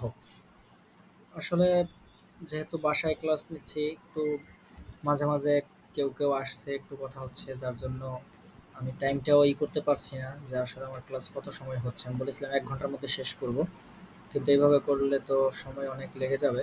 যাই হোক, আমি চেষ্টা করছি যত দ্রুত শেষ করা যায় সেটাই করব। আর একদিনেই যে দেখতে হবে এরকম না, আমার ভিডিওটা যত বড়ই হোক, হ্যাঁ, দেখার সময় আমরা ভাগে ভাগে দেখতে পারি। আবার এটা আহামরি কোনো আলোচনাও নেই। হুম, জাস্ট একটু দেখলাম, পড়াটাও হয়ে গেল, এরকম আর কি। তো আমি চেষ্টা করব আরেকটা পার্ট ভিডিও করার জন্য। হ্যাঁ, এটা যেহেতু লাইন বাই লাইন পড়তেছি, তা আরেকটা পার্ট ভিডিও হবে আরেকদিন, করব কিনা ওইটা, যে শুধু মার্ক করা যেই বিষয়গুলো থাকবে সেটা নিয়ে, অথবা আমরা একটা সামারাইজে আসবো, ওই সময় সর্বোচ্চ 10 মিনিট টাইম নিলে হয়ে যাবে। তো দেখবো সেটা। আচ্ছা, সামরিক শাসন ও পরবর্তী রাজনৈতিক ঘটনা প্রবাহ। পশ্চিম পাকিস্তান ভিত্তিক সামরিক বেসামরিক শাসক গোষ্ঠীর অশুভ তৎপরতার ফলে সংসদ ও সরকার কার্যকর ভূমিকায় থাকেনি। ষড়যন্ত্রকারী গোষ্ঠী ক্ষমতা দখলের সুযোগের অপেক্ষায় ছিল। পূর্ব বাংলার প্রাদেশিক পরিষদে পরস্পর বিরোধী এমএলএদের মধ্যে মারামারির মতো এক অপ্রীতিকর ঘটনাও ঘটে। এতে ডেপুটি স্পিকার শাহেদ আলী গুরুতর আহত হয়ে পরে হাসপাতালে মারা যান। এরই সুযোগ নিয়ে ১৯৫৮ সালের ৭ই অক্টোবর প্রেসিডেন্ট ইস্কান্দার মির্জা সামরিক আইন জারি করেন। এই যে সামরিক যেটা বললাম, হ্যাঁ, ইস্কান্দার মির্জা কি করেছেন? এই সামরিক আইন জারি করেন, martial law. Martial law Ayub Khan. আচ্ছা, তিনি দায়িত্ব নিয়ে যেসব পদক্ষেপ গ্রহণ করেন তার মধ্যে উল্লেখযোগ্য: ১৯৫৬ সালের সংবিধান বাতিল করে দেন, কেন্দ্রীয় ও প্রাদেশিক পরিষদ ভেঙে দেন, তারপর রাজনৈতিক দলের কার্যক্রম নিষিদ্ধ ঘোষণা করেন, বঙ্গবন্ধু শেখ মুজিবুর রহমান সহ বেশ কয়েকজন রাজনৈতিক নেতাকে জেলে প্রেরণ এবং সকল মৌলিক অধিকার কেড়ে নেয়। মানে তারা এই সুযোগের অপেক্ষায় ছিল, এটা আর কি। আইয়ুব খানের ক্ষমতা দখল। এই যে চলে আসলো আইয়ুব খান। ১৯৫৮ সালের ২৭শে অক্টোবর জেনারেল আইয়ুব খান ইস্কান্দার মির্জাকে উৎখাত ও দেশ থেকে বাধ্য করে ক্ষমতা দখল করেন। তাহলে ওনাদের মধ্যে, নিজেদের মধ্যে যখন মারামারি শুরু হয়ে যায়, হ্যাঁ, ২৭শে অক্টোবর ইস্কান্দার মির্জাকে উৎখাত করে এবং দেশ থেকে তাড়িয়ে দেন। হ্যাঁ, তারপর ক্ষমতা নিয়ে প্রেসিডেন্ট, নিজে প্রেসিডেন্ট হন আহ, কে? আইয়ুব খান। আর আইয়ুব খান হয়ে কি করেন? এটা বলে মার্শাল ল জারি করেন। নিজেকে প্রধান সামরিক আইন প্রশাসক ঘোষণা করেন। পূর্ব ঘোষিত ১৯৫৯ সালে অনুষ্ঠিতব্য সাধারণ নির্বাচন স্থগিত করেন। দুর্নীতি ও চোরাচালান দূর করার অঙ্গীকার ব্যক্ত করেন। আর রাজনৈতিক দলের উপর নিষেধাজ্ঞা বহাল রাখেন। সামরিক শাসনকে দীর্ঘস্থায়ী করার লক্ষ্যে আইয়ুব খান মৌলিক গণতন্ত্র নামে একটা ব্যবস্থা চালু করেন। এই যে মৌলিক গণতন্ত্র, এটাই হচ্ছে মার্শাল ল। এই মৌলিক গণতন্ত্র নামক একটা ব্যবস্থা চালু করেন। এই ব্যবস্থায় পূর্ব পাকিস্তান ও পশ্চিম পাকিস্তান থেকে মোট ৮০,০০০ নির্বাচিত ইউনিয়ন কাউন্সিল সদস্য নিয়ে নির্বাচক মণ্ডলী গঠনের সিদ্ধান্ত গৃহীত হয়। তাদের ভোটেই রাষ্ট্রপতি, জাতীয় পরিষদ ও প্রাদেশিক পরিষদের সদস্য নির্বাচিত হওয়ার বিধান রাখা হয়। এটি ছিল পরোক্ষ নির্বাচন পদ্ধতি। ১৯৬৫ সালের ৮০,০০০ কাউন্সিল সদস্যদের ভোটে তিনি প্রেসিডেন্ট নির্বাচিত হন। সামরিক শাসনের ফলে সকল ক্ষমতা কেন্দ্রীভূত হয় পশ্চিম পাকিস্তানি শাসকদের হাতে। পূর্ব পাকিস্তানের সকল ক্ষেত্রে বৈষম্য চরম আকার ধারণ করতে থাকে। আচ্ছা,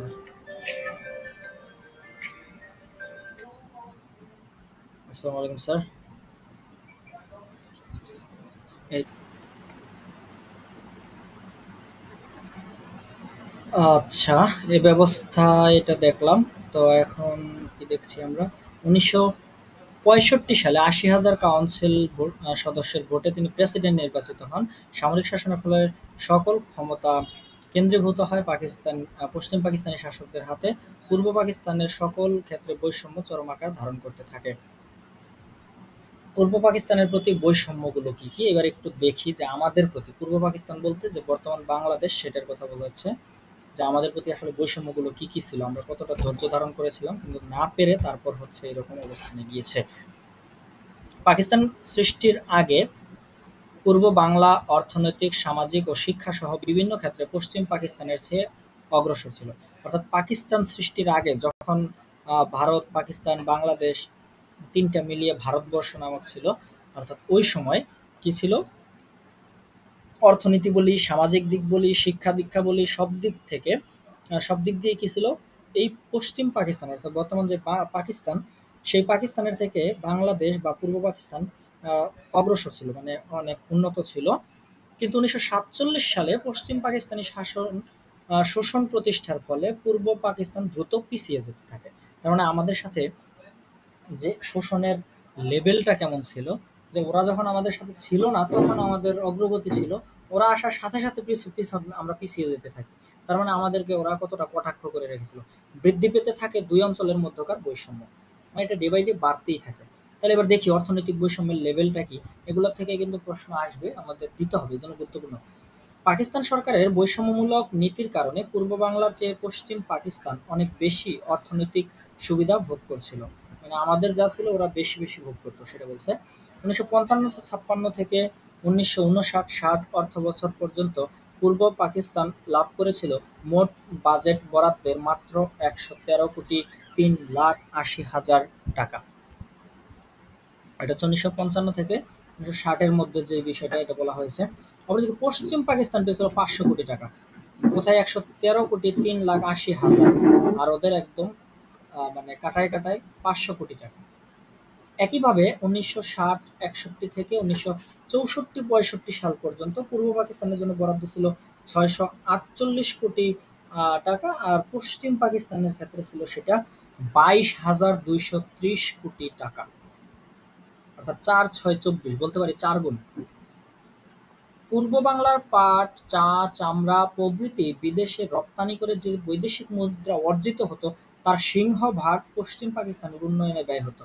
অর্থাৎ আমাদের দেশের মানুষ পাট, চা, চামড়া এইসব কিছু বিভিন্ন বাইরের দেশে রপ্তানি করে যেই বৈদেশিক মুদ্রা লাভ করতো, সেটা কি করতো, সিংহভাগ মানে ম্যাক্সিমাম গুলোই হচ্ছে পশ্চিম পাকিস্তানের যে উন্নয়ন তহবিলে ব্যয় করা হতো। ফলে ব্যবসা বাণিজ্য, শিল্প উৎপাদন, কৃষি সহ অর্থনীতির সকল ক্ষেত্রে পূর্ব পাকিস্তান পশ্চিম পাকিস্তানের চাইতে কয়েক গুণ পিছিয়ে পড়ে। তারপর কি প্রশাসনিক বৈষম্যটা কি একটু দেখি যদি, পাকিস্তানের প্রশাসনিক ব্যবস্থার পূর্ব পাকিস্তানের ভূমিকা ছিল অতি নগণ্য। প্রশাসনিক ক্ষেত্রে বৈষম্য ছিল ব্যাপক। 1966 সালে পাকিস্তান প্রশাসনের চিত্র নিম্নরূপ। কেমন ছিল যদি একটু দেখি আমরা, যে আসলে ওদের বৈষম্যের যে লেভেলটা কেমন ছিল। হুম। প্রশাসনিক বলতে মানে দেশ চালনায় যারা ভূমিকা পালন করে বা সামরিক ক্ষেত্র এইসব বিষয়গুলো। তাহলে আমরা যদি একটু দেখি যে বাঙালি এবং পশ্চিম পাকিস্তানি প্রেসিডেন্টের সচিবালয়ে, হ্যাঁ, প্রেসিডেন্টের সচিবালয়ে কাজ করতো বাঙালি 19%, আর পশ্চিম পাকিস্তানিরা ছিল 81%। দেশ রক্ষায় 8.1% বাঙালি, 91.9% পশ্চিম পাকিস্তানি। শিল্প খাতে 25.7% বাঙালি, 74.3% পাকিস্তানি। স্বরাষ্ট্র মন্ত্রণালয়ে 22.7% বাঙালি, 77.3% পশ্চিম পাকিস্তানি।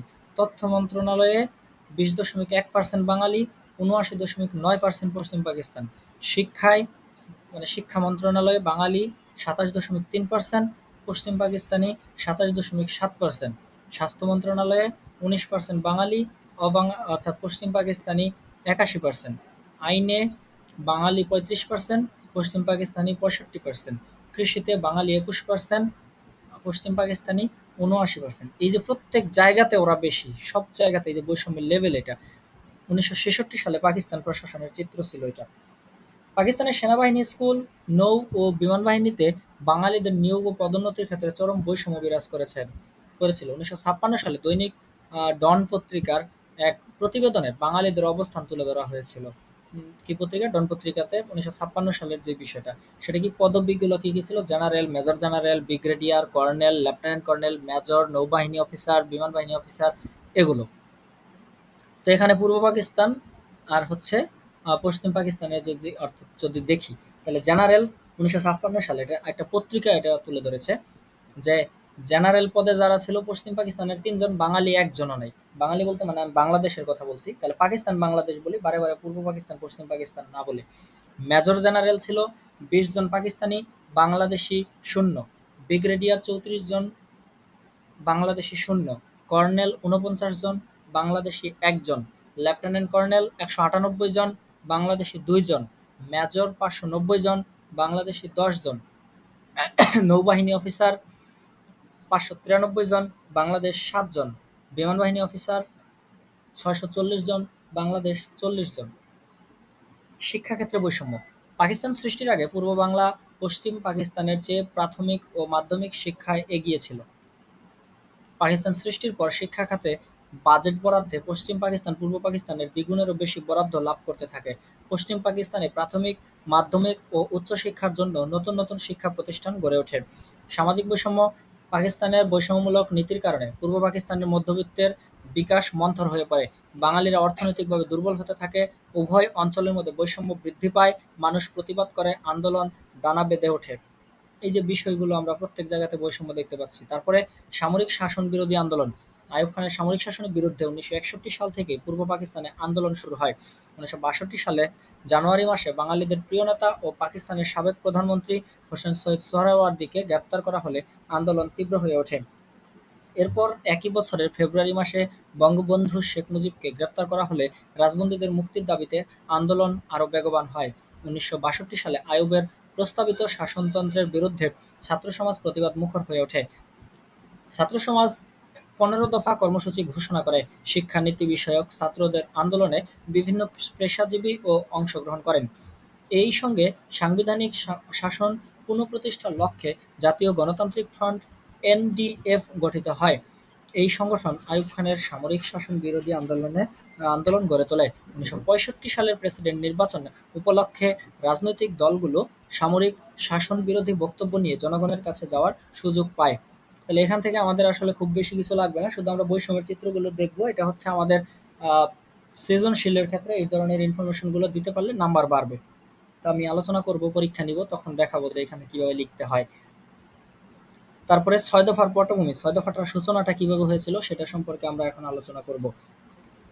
1965 সালে পাকিস্তান ও ভারতের মধ্যে যে যুদ্ধ হয়েছিল, সে যুদ্ধের সময় পূর্ববঙ্গ বা তদানীন্তন পূর্ব পাকিস্তানের জনগণ ছিল সম্পূর্ণ অরক্ষিত।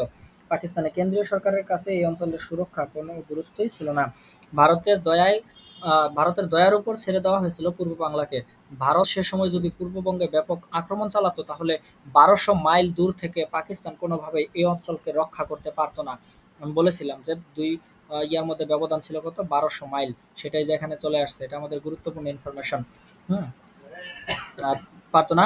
এ সময় ইসলাম বিপন্ন রবীন্দ্রসঙ্গীতকে হিন্দু সংস্কৃতি ও নজরুল ইসলামের গানে হিন্দুয়ানির অভিযোগ তুলে এসবের চর্চা বন্ধ করার চেষ্টা করে। অর্থাৎ পাকিস্তানিরা কতটা ছিল যে ইসলাম বিপন্ন রবীন্দ্রসঙ্গীতকে হিন্দু সংস্কৃতি, তো রবীন্দ্রসঙ্গীত যেগুলো ছিল এগুলাকে হিন্দু সংস্কৃতি বলে ওরা পরিচিতি করায় দেয় বাঙালিদের মধ্যে একটা দ্বন্দ্ব ভাব আনার জন্য। এবং নজরুল ইসলামের গানে হিন্দুয়ানির অভিযোগ তোলে যে নজরুলের গান এগুলো হচ্ছে সব হিন্দুয়ানি, এইসব বলে এটার চর্চা বন্ধ করে দেয়।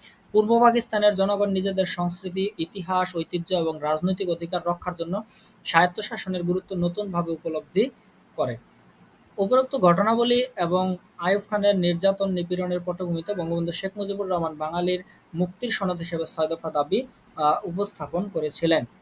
তাহলে 6 দফা কিন্তু খুবই গুরুত্বপূর্ণ। বাঙালির মুক্তির সনদ হচ্ছে এই 6 দফা। 6 দফা দাবি হচ্ছে বাঙালির মুক্তির সনদ, এটা একটু খেয়াল রাখবো। বাঙালি মুক্তির সনদ 6 দফা। তো এটাকে ম্যাগনা কার্টা বলা হয়। ম্যাগনা কার্টা মানে মুক্তির সনদ। তারপর আর কি কি বলা হয় 6 দফাকে, এটা আমরা ক্লাসে আরো বিস্তারিত বলে দেবো যে এখান থেকে খুব গুরুত্বপূর্ণ যে বিষয়গুলো আছে 6 দফা থেকে। আসলে ঘুরিয়ে ফিরিয়ে যাই আসুক, 6 দফার গুরুত্বটা কি সেটাই হচ্ছে এটার বিষয়। যে 6 দফা বাঙালির মুক্তির সনদ একই বিষয়, মানে 6 দফার গুরুত্ব। আবার একই প্রশ্ন আসতে পারে যে 6 দফাকে বাঙালির ম্যাগনা কার্টা বলা হয়। আবার আসতে পারে বাংলাদেশের যে স্বাধীনতা হওয়ার যে বিষয়টা বা স্বাধীনতার বীজ 6 দফার মধ্যে নিহিত ছিল। এইরকম যে বিভিন্ন ঘটনাগুলো থাকবে, অর্থাৎ সবকিছু 6 দফার গুরুত্ব বোঝাবে, তখন আমরা 6 দফার গুরুত্ব নিয়ে আলোচনা করে দিব, তাহলেই হয়ে যাবে। আর এই যে বিভিন্ন ইনফরমেশন গুলো, যেমন এই যে 1200 মাইল, এইসব বিষয়গুলো, যেমন সুন্দর একটা টেকনিক আমি দেখলাম যে সমাপ্তি ওর বইয়ের মধ্যে সুন্দর করে কি করে লিখে স্টাফল করে রাখে, এটা খুব ভালো। তো এটা আমি নতুন শিখলাম। তো এইরকম বাকিরা এটা করা যেতে পারে যে মার্ক করা, এবং পাশাপাশি যে যে ইম্পর্টেন্ট কিছু কিছু বিষয় থাকে যেটা বইয়ে নেই, ওটাকে আমি সুন্দরভাবে একটু সাজিয়ে আমি যদি একটু লিখে রাখতে পারি, স্টাপল করে রাখতে পারি, তাহলে পরবর্তী সময় আমার কাজে দিব। অনেক সময় আমরা নোট খাতা অনেক নোট করে রাখি, কিন্তু প্রয়োজনের সময় হচ্ছে নোট খাতাগুলো পাওয়া যায় না, তখন কিন্তু সেটা কোনো কাজে দেয় না। এই জন্যই একটা বিখ্যাত কি বলে এটাকে ভাব সম্প্রসারণ আছে বা বিখ্যাত লাইন আছে যে গ্রন্থগত বিদ্যার পরহস্তে ধন, নহে বিদ্যা নহে ধন হলে প্রয়োজন। তো এইরকম বিদ্যার কোনো প্রয়োজন নেই, মানে যেটা হচ্ছে দরকারির সময় না পাওয়া যায়। এজন্য আমার মনে হয় এরকম ছোট ছোট কাগজে টুকে রাখলেই ভালো। তো যাই হোক, এখন আমরা আলোচনা করব 6 দফা পূর্ব বাংলার মুক্তি সনদ।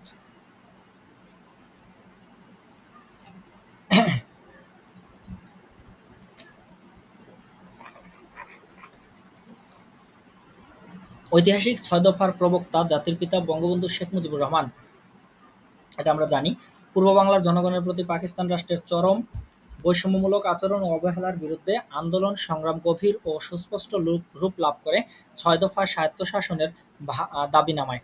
১৯৬৬ সালের ৫ থেকে ৬ ফেব্রুয়ারি লাহোরে অনুষ্ঠিত বিরোধী দলসমূহের এক সম্মেলনে যোগদান করেন আওয়ামী লীগ সাধারণ সম্পাদক বঙ্গবন্ধু শেখ মুজিবুর রহমান। সেখানে তিনি সংবাদ সম্মেলন করে পূর্ব পাকিস্তানের জনগণের অধিকার রক্ষার জন্য ৬ দফা দাবি তুলে ধরেন। তাহলে এটা একটু খেয়াল রাখবো, ১৯৬৬ সালের ৫-৬ ফেব্রুয়ারি কোথায়? লাহোরে হয়েছিল। অনেক সময় আমরা কিন্তু এটা গুলিয়ে ফেলবো, কারণ ৬ দফা খুব গুরুত্বপূর্ণ ইস্যু। এখন প্রশ্ন এরকম দিয়ে দিতে পারে, কারণ বাঙালি তো হুজুগ চিন্তা করবে বঙ্গবন্ধু কোথায় ভাষণ দিয়েছিল? রেসকোর্স ময়দানে। তো দিয়ে দিল যে বঙ্গবন্ধু শেখ মুজিবুর রহমান ৬৬ না দিয়ে বলে দিল যে ৬ দফা যে ঘোষণা দিয়েছিলেন সেটা কোথায় দিয়েছিলেন। তখন কি দিল? শুরুতেই দিয়ে দিল রেসকোর্স ময়দান, তারপর দ্বিতীয়তে দিয়ে দিল সোহরাওয়ার্দী উদ্যান, একই জিনিস, একটা পুরাতন নাম একটা বর্তমান নাম। তারপরে রমনা বা পল্টন এরকম একটা নাম দিয়ে ৪ নম্বরে দিয়ে দিল লাহোরে। তখন কি করলো? সবাই চিন্তা করলো না, লাহোরে তো হবেই না, অবশ্যই এটা কোন জায়গায় হবে? হয় পল্টন হবে, নাকি রেসকোর্স ময়দান, না সোহরাওয়ার্দী উদ্যান। পরে বলবে না না, রেসকোর্স ময়দানে দিয়েছিল কিন্তু বর্তমান নাম সোহরাওয়ার্দী উদ্যান, সুতরাং সোহরাওয়ার্দী উদ্যান দিয়ে দিলাম। মানে এগুলো একটা ফাঁদ পাচ্ছে যে ভুল যেন করে।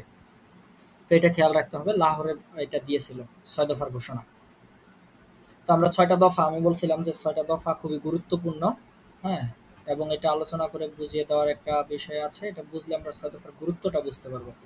তো আমি একটু দেখি আমরা এখানে কি প্রথমটা, পাকিস্তানের যুক্তরাষ্ট্রীয় ব্যবস্থাধীনে সংসদীয় পদ্ধতির সরকার হবে। সর্বজনীন ভোটাধিকারের ভিত্তিতে প্রাপ্ত বয়স্কদের ভোটে নির্বাচন অনুষ্ঠান। অর্থাৎ যারা প্রাপ্তবয়স্ক হয়েছে তাদেরকে ভোট দেওয়ার সিস্টেম করে দেওয়া, সেটা বলেছে। আর হচ্ছে কি পাকিস্তানে যুক্তরাষ্ট্রীয় ব্যবস্থাধীনে সংসদীয় পদ্ধতির সরকার হবে। ব্যবস্থাটা কি হবে? যুক্তরাষ্ট্রীয় ব্যবস্থা, আর সেটা সংসদীয় পদ্ধতির সরকার, যেটা হচ্ছে বর্তমানে আমাদের সংসদীয় পদ্ধতির সরকার ব্যবস্থা চালু আছে। এটাই আর কি সংসদীয় পদ্ধতি, মানে এটাকে কি বলে, মানে মন্ত্রী পরিষদ শাসিত সরকার ব্যবস্থা। অর্থাৎ আমরা জানি যে প্রধানমন্ত্রী যেই ইয়ার প্রধান হয়ে থাকে সেটা, আর যেটা হচ্ছে রাষ্ট্রপতি শাসিত সেটা হচ্ছে রাষ্ট্রপতি প্রধান, এটাই আর কি। তো এইটার কথা বলেছিল, অর্থাৎ সংসদীয় পদ্ধতি সরকার ব্যবস্থা করতে হবে। ২ নাম্বারটা কি ছিল? কেন্দ্রীয় সরকারের হাতে মাত্র ২টা বিষয় থাকবে, প্রতিরক্ষা, পররাষ্ট্র মন্ত্রণালয়, অন্যান্য সকল বিষয় অঙ্গরাজ্যগুলোর সাথে পূর্ণ ক্ষমতা থাকবে। আমি যেটা ক্লাসে আলোচনা করেছিলাম যে ২টা বিষয় শুধু থাকবে কেন্দ্রীয় সরকারের হাতে, আর বাদবাকি সব স্থানীয় সরকারের হাতে দিয়ে দিতে হবে। তাহলে কেন্দ্রীয় সরকারের ২টা বিষয় কি কি থাকবে? একটা প্রতিরক্ষা আর একটা পররাষ্ট্র মন্ত্রণালয়। আমি বলেছিলাম পররাষ্ট্র মন্ত্রণালয় মানে হচ্ছে কি, বহির্বিশ্বের সাথে যে আমাদের সম্পর্ক, বহির্বিশ্বের সাথে যে আমাদের বৈদেশিক ব্যবসা বাণিজ্য, এইসব যে দিকগুলো আছে এটা, আর আমাদের যে নিরাপত্তার দিকটা, এই ২টা জিনিস শুধু দেখবে কেন্দ্রীয় সরকার, আর বাদবাকি সব দেখবে স্থানীয় সরকার, এটার কথা থাকবে। তারপর ৩ নাম্বার কি, সারা দেশে হয় অবাধে বিনিময়যোগ্য ২ ধরনের মুদ্রা, না হয় বিশেষ শর্ত সাপেক্ষে একই ধরনের মুদ্রা প্রচলন করতে হবে। হয় ২টা মুদ্রা থাকবে, আর নয়তো একটা শর্ত দেওয়া থাকবে, সেই অনুযায়ী মুদ্রা প্রচলন করতে হবে, একই মুদ্রা। তারপর কি, সকল প্রকার কর ধার্য করার ক্ষমতা থাকবে আঞ্চলিক সরকারের হাতে। আঞ্চলিক সরকারের আদায়কৃত রাজস্বের একটা নির্দিষ্ট অংশ কেন্দ্রীয় সরকারকে দেওয়ার ব্যবস্থা থাকবে। অর্থাৎ এগুলো সব কি করবে? আঞ্চলিক সরকার করবে। ট্যাক্স কি পরিমাণ নিবে, কি করবে না করবে সেটা, এবং ওটার একটা নির্দিষ্ট পরিমাণ অংশ কি করবে? কেন্দ্রীয় সরকারকে দিবে। তারপর কি, অঙ্গরাজ্যগুলো নিজেদের অর্জিত বৈদেশিক মুদ্রার মালিক হবে, এর নির্ধারিত অংশ তারা কেন্দ্রকে দেবে। অঙ্গরাজ্যগুলো নিজেদের অর্জিত বৈদেশিক যে মুদ্রাগুলো হবে সেটার মালিক ও নিজেরাই হবে অঙ্গরাজ্য, আর এই নির্ধারিত অংশ তারা কেন্দ্রকে দিবে, সেটা আমি বলেছি একটু আগেও। তারপর কি, অঙ্গরাজ্যগুলোকে আঞ্চলিক নিরাপত্তার জন্য আধা সামরিক বাহিনী গঠন করার ক্ষমতা দেওয়া হবে। যে আমরা দেখলাম যে প্রতিরক্ষার বিষয়টা, যে নিজেদের নিরাপত্তার দিকটা, তো সেটা শুধু কেন্দ্রীয় সরকার করবে এরকম না, যে স্থানীয় যারা থাকবে তারা নিজেদের নিরাপত্তার ক্ষেত্রে, আঞ্চলিক নিরাপত্তার ক্ষেত্রে আধা সামরিক বাহিনী তারা গঠন করতে পারবে। সেই ক্ষমতাটা তাদেরকে দিতে হবে। এই ৬টা দফা, এটার গুরুত্ব কতটুকু সেটা আমরা দেখলাম।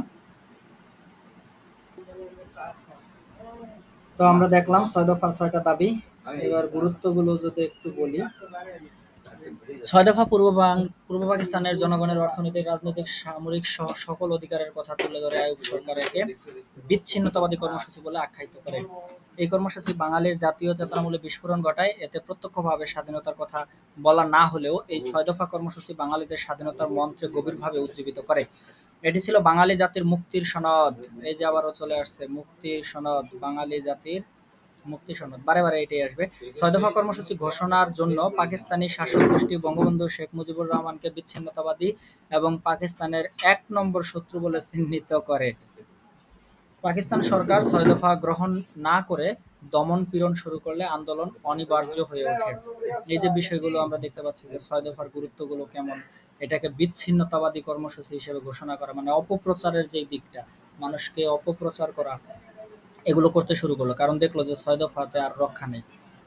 ঐতিহাসিক আগরতলা মামলা, এটা রাষ্ট্রপ্রধান শেখ মুজিবুর রহমান এবং অন্যান্য এই নামে এটা দায়ের করা হয়।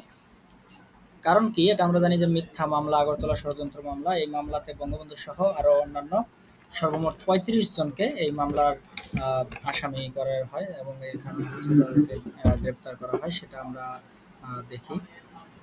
তো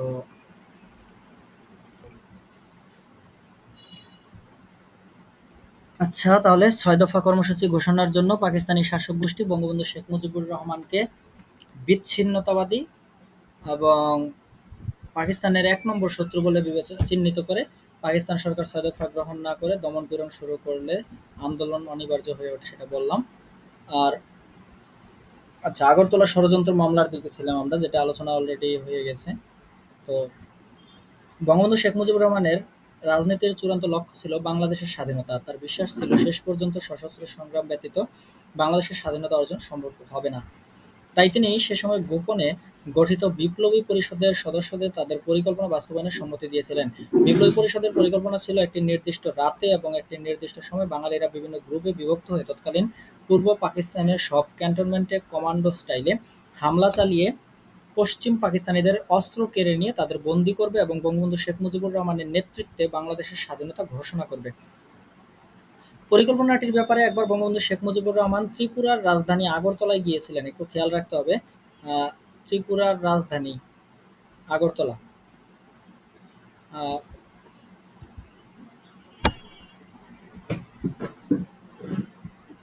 পরিকল্পনাটি বাস্তবায়িত হওয়ার পূর্বেই তা ফাঁস হয়ে যায়। এরপর পাকিস্তান সরকার ঐতিহাসিক আগরতলা মামলা রাষ্ট্রপ্রধান শেখ মুজিবুর রহমান এবং অন্যান্য দায়ের করে।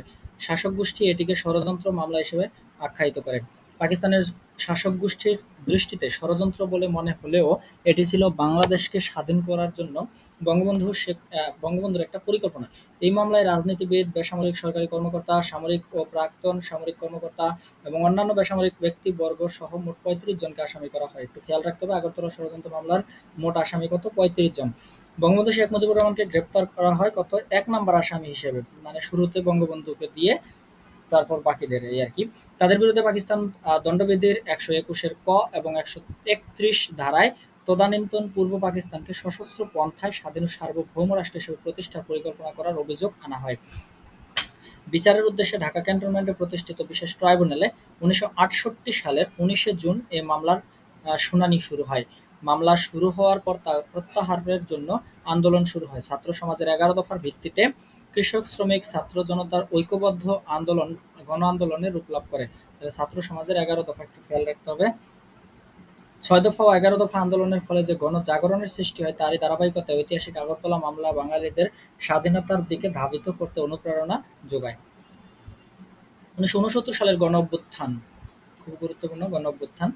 পাকিস্তান রাষ্ট্রের বিরুদ্ধে পূর্ব পাকিস্তানের জনগণের স্বতঃস্ফূর্ত অংশগ্রহণে ১৯৬৯ সালে সবচেয়ে গুরুত্বপূর্ণ আন্দোলন সংগঠিত হয়।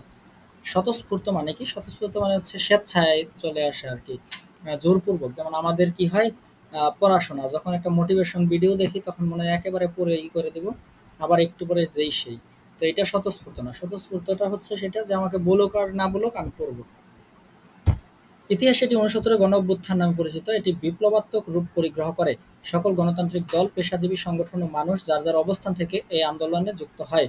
এই যে বিপ্লবাত্মক, বিপ্লব কোনটা, সংস্কার কোনটা বলেছিলাম। বিপ্লব মানে হচ্ছে একদম বিপুল পরিমাণে পরিবর্তন হঠাৎ করে হয়ে যাওয়া, সেটা। আন্দোলনে যুক্ত হতে গিয়ে ঢাকা বিশ্ববিদ্যালয়ের ছাত্র আসাদুজ্জামান আসাদ, এই যে বর্তমানে আসাদ গেট আমরা যে শুনি, সেই আসাদুজ্জামান আসাদ, তার নাম অনুসারে সেটার নামকরণ। আসাদুজ্জামান আসাদ হচ্ছে 20শে জানুয়ারি মৃত্যুবরণ করেন, যার জন্য হচ্ছে 20 জানুয়ারি শহীদ আসাদ দিবস। রাজশাহী বিশ্ববিদ্যালয়ের শিক্ষক ডক্টর শামসুজ্জোহা শহীদ হন। তাহলে এরা দুইজন, রাজশাহী বিশ্ববিদ্যালয়ের শিক্ষক ডক্টর শামসুজ্জোহা এবং ঢাকা বিশ্ববিদ্যালয়ের ছাত্র আসাদুজ্জামান আসাদ, এরা দুইজন কি হন এই সময় শহীদ হন। প্রদেশব্যাপী ছাত্র, শিক্ষক, কৃষক, শ্রমিকসহ সকল শ্রেণী-পেশার মানুষ তখন রাস্তায় নেমে আসে। অবশেষে 1969 সালে 22শে ফেব্রুয়ারি আইয়ুব খান বঙ্গবন্ধু শেখ মুজিবুর রহমানকে নিঃশর্ত মুক্তি দিতে বাধ্য হয়। নিঃশর্ত মানে কোনো ধরনের শর্ত নাই, যাও তুমি বের হয়ে যাও শুধু, এরকম। হ্যাঁ, 1969 সালের 22শে ফেব্রুয়ারি এইভাবে মুক্তিটা দিয়ে দেয়। অন্য নেতৃবৃন্দকে মুক্তি দেওয়া হয়। আগরতলা মামলা প্রত্যাহার করে নেওয়া হয়। 23শে ফেব্রুয়ারি রেসকোর্স ময়দানে, বর্তমান সোহরাওয়ার্দী উদ্যান, আমি আবারও বলছি যে রেসকোর্স ময়দান, এই যে রেসকোর্স ময়দান, এটার বর্তমান নাম হচ্ছে সোহরাওয়ার্দী উদ্যান, একটু খেয়াল রাখতে হবে। 23শে ফেব্রুয়ারি কি করা হয়, এই মামলাটা প্রত্যাহার করা হয়। ছাত্র সংগ্রাম পরিষদের পক্ষ থেকে শেখ মুজিবকে সংবর্ধনা দেওয়া হয়। সেখানে তাকে বঙ্গবন্ধু, একটু খেয়াল রাখতে হবে, 1969 সাল, অর্থাৎ গণ আন্দোলন যে হয়েছিল 1969 সালের 23শে ফেব্রুয়ারি, 1969 সাল, 1969 সাল 23 ফেব্রুয়ারি। হ্যাঁ, বঙ্গবন্ধু যে উপাধি আমরা জানি, শেখ মুজিবুর রহমানের উপাধি কি, বঙ্গবন্ধু। এই যে বঙ্গবন্ধু উপাধি দেওয়া হয় 1969 সালের 23শে ফেব্রুয়ারি। কে দেন? তৎকালীন বা তদানীন্তন ডাকসুর ভিপি ছাত্রনেতা, আমাদের বাণিজ্য মন্ত্রী ছিলেন সাবেক, হ্যাঁ, তোফায়েল আহমেদ, তিনি হচ্ছে এই বঙ্গবন্ধু উপাধি দিয়ে থাকেন। গণঅভ্যুত্থানের ঐতিহাসিক প্রভাব। 1969 সালের গণঅভ্যুত্থানের ফলে পাকিস্তানের সামরিক শাসক আইয়ুব খান পদত্যাগ করতে বাধ্য হন। তারপর কি হয়? এর পূর্বে তিনি ঐতিহাসিক আগরতলা মামলা তুলে নেন। জেনারেল ইয়াহিয়া খানের নতুন সামরিক সরকার বাধ্য হয় 1970 সালে পাকিস্তানের সাধারণ নির্বাচন দিতে, অর্থাৎ বাধ্য হয়ে তারা নির্বাচন দেয়। তারপর গণঅভ্যুত্থানের ফলে পূর্ব বাংলার জনগণের মধ্যে জাতীয়তাবাদী রাজনৈতিক চিন্তা ভাবনার বিকাশ ঘটে। বাঙালি জাতীয়তাবাদের প্রয়োজনীয়তা তাদের কাছে স্পষ্ট হয়ে ওঠে। 1970-এর নির্বাচন এবং 71-এর মহান মুক্তিযুদ্ধে 1969-এর গণ আন্দোলন অভ্যুত্থানের ব্যাপক প্রভাব ছিল। মূলত বাঙালি জাতীয়তাবাদের ভাবাদর্শে এসব অর্জন করা সম্ভব হয়। মানে ভাবাদর্শ, ভাবযোগ আদর্শ মিলে হচ্ছে ভাবাদর্শ। বাঙালি জাতীয়তাবাদ, আমি বললাম যে এই যে বাঙালি জাতীয়তাবাদ, জাতীয়তাবাদটা কি সেটা আলোচনা করেছি। তো আসলে যখন সবাই একত্র ভাবতে শুরু করে, এক ভাবতে শুরু করে, তখনই এটা সম্ভব হয়। যদি কেউ আলাদা আলাদা মতানৈক্যের সৃষ্টি হয়, তখন কি হবে, আর এটা কার্যকরী হবে না, সেটাই বলেছে। 1970 সালের নির্বাচন এবং পরবর্তী ঘটনা, আমরা প্রায় শেষের দিকে চলে এসেছি। 1969 সালের 25শে মার্চ আইয়ুব খান প্রেসিডেন্ট পদ থেকে ইস্তফা দেন। ইয়াহিয়া খান উক্ত পদে আসীন হন। তিনি 28শে মার্চ এক ঘোষণার পাকিস্তানে সাধারণ নির্বাচন অনুষ্ঠানের প্রতিশ্রুতি প্রদান করেন। তবে পাকিস্তানে ইতোপূর্বে কোনো সাধারণ নির্বাচন অনুষ্ঠিত না হওয়ায় এই নির্বাচন নিয়েও নানা আশঙ্কা ছিল। নির্বাচন বিষয়ে কোনো নিয়মকানুনও ছিল না। অবশেষে 1970 সালের 7 ডিসেম্বর সর্বপ্রথম এক ব্যক্তির এক ভোটের ভিত্তিতে সাধারণ নির্বাচন অনুষ্ঠিত হয়। নির্বাচনে আওয়ামী লীগ, ন্যাপ, মুসলিম লীগ, মুসলিম লীগ কাইয়ুম, মুসলিম লীগ কনভেনশন, পাকিস্তান পিপলস পার্টি, ডেমোক্রেটিক পার্টি, জামায়াতে ইসলামী প্রভৃতি দল অংশগ্রহণ করে। আওয়ামী লীগ নির্বাচনকে 6 দফার পক্ষে গণভোট হিসেবে অভিহিত করে। অর্থাৎ আওয়ামী লীগ প্রচার করতে থাকে যে আমি যে 6 দফা দিয়েছে, বঙ্গবন্ধু যে 6 দফা দিয়েছে, সেই 6 দফার পক্ষে হচ্ছে এই নির্বাচনটা হচ্ছে। আর জনগণ তখন কি করে, ভোট দিতে শুরু করে। নির্বাচনে 5,64,00,000 ভোটারের মধ্যে পূর্ব পাকিস্তানে ছিল 3,22,00,000, অর্থাৎ আমাদের ছিল 5,64,00,000-এর মধ্যে 3,22,00,000-ই ছিল পূর্ব পাকিস্তানের। 1970 সালের নির্বাচনে আওয়ামী লীগ জাতীয় পরিষদের 300 আসনের মধ্যে পূর্ব বাংলার জন্য নির্ধারিত 162 আসনের মধ্যে 160টি আসন লাভ করে। তাহলে 162টা আমাদের জন্য নির্ধারিত আসন থাকলেও সেখানে 160টাই লাভ করে আওয়ামী লীগ। সংরক্ষিত মহিলা আসন 60টি সহ আওয়ামী লীগ মোট 167টি আসন লাভ করে জাতীয় পরিষদে একক সংখ্যাগরিষ্ঠতা অর্জন করে। আবার পূর্ব পাকিস্তানে প্রাদেশিক পরিষদের সংরক্ষিত 10 মহিলা আসন সহ মোট 310 আসনের মধ্যে আওয়ামী লীগ 298টি আসন লাভ করে। তাহলে কি হয়, 310 আসনের মধ্যে 298, 310 কেন হলো, 10টা হচ্ছে সংরক্ষিত মহিলা আসন, আর এমনিতে 300, মোট হচ্ছে 310, এর মধ্যে 298টা আসনই লাভ করে আওয়ামী লীগ নিরঙ্কুশ সংখ্যাগরিষ্ঠতা অর্জন করে। নির্বাচনে আওয়ামী লীগের এই বিজয় ছিল নজিরবিহীন। আওয়ামী লীগ এককভাবে সরকার গঠন ও 6 দফার পক্ষে গণরায় লাভ করে। নির্বাচনের গুরুত্ব কি? 1970 সালের ডিসেম্বরে অনুষ্ঠিত জাতীয় এবং প্রাদেশিক পরিষদ নির্বাচনে আওয়ামী লীগ নিরঙ্কুশ সংখ্যাগরিষ্ঠতা লাভ করে। নিরঙ্কুশ মানে হচ্ছে একদম মানে তার ধারে কাছে কেউ নেই এরকম আর কি। ফলে ৬ দফা ও ১১ দফার প্রতি জনগণের অকুণ্ঠ সমর্থনের বিষয়টি স্পষ্ট হয়ে যায়। বাঙালি জাতীয়তাবাদের রাজনৈতিক বিজয় ঘটে। অন্যদিকে পাকিস্তানের সরকার ও স্বার্থান্বেষী মহলের জন্য এটা ছিল বিরাট পরাজয়। তারা বাঙালির হাতে ক্ষমতা হস্তান্তরের বিরোধিতা ও ষড়যন্ত্র করতে থাকে। পূর্ব পাকিস্তানের জনগণ পশ্চিম পাকিস্তানের কর্তৃত্বের বিরুদ্ধে দৃঢ়ভাবে অবস্থান করে। ১৯৭১ সালে স্বাধীন বাংলাদেশ রাষ্ট্রের অভ্যুদয়ের পেছনে নির্বাচনের অপরিসীম গুরুত্ব স্পষ্ট হয়ে ওঠে। এই নির্বাচন বাঙালি জাতীয়তাবাদের রাজনৈতিক অগ্রযাত্রাকে মুক্তিযুদ্ধের চরিত্রদানে বিশাল ভূমিকা রাখে। পরিণতিতে স্বাধীন সার্বভৌম বাংলাদেশ রাষ্ট্রের অভ্যুদয় ঘটে। এই ছিল হচ্ছে আমাদের মোটামুটি আজকের আলোচনা।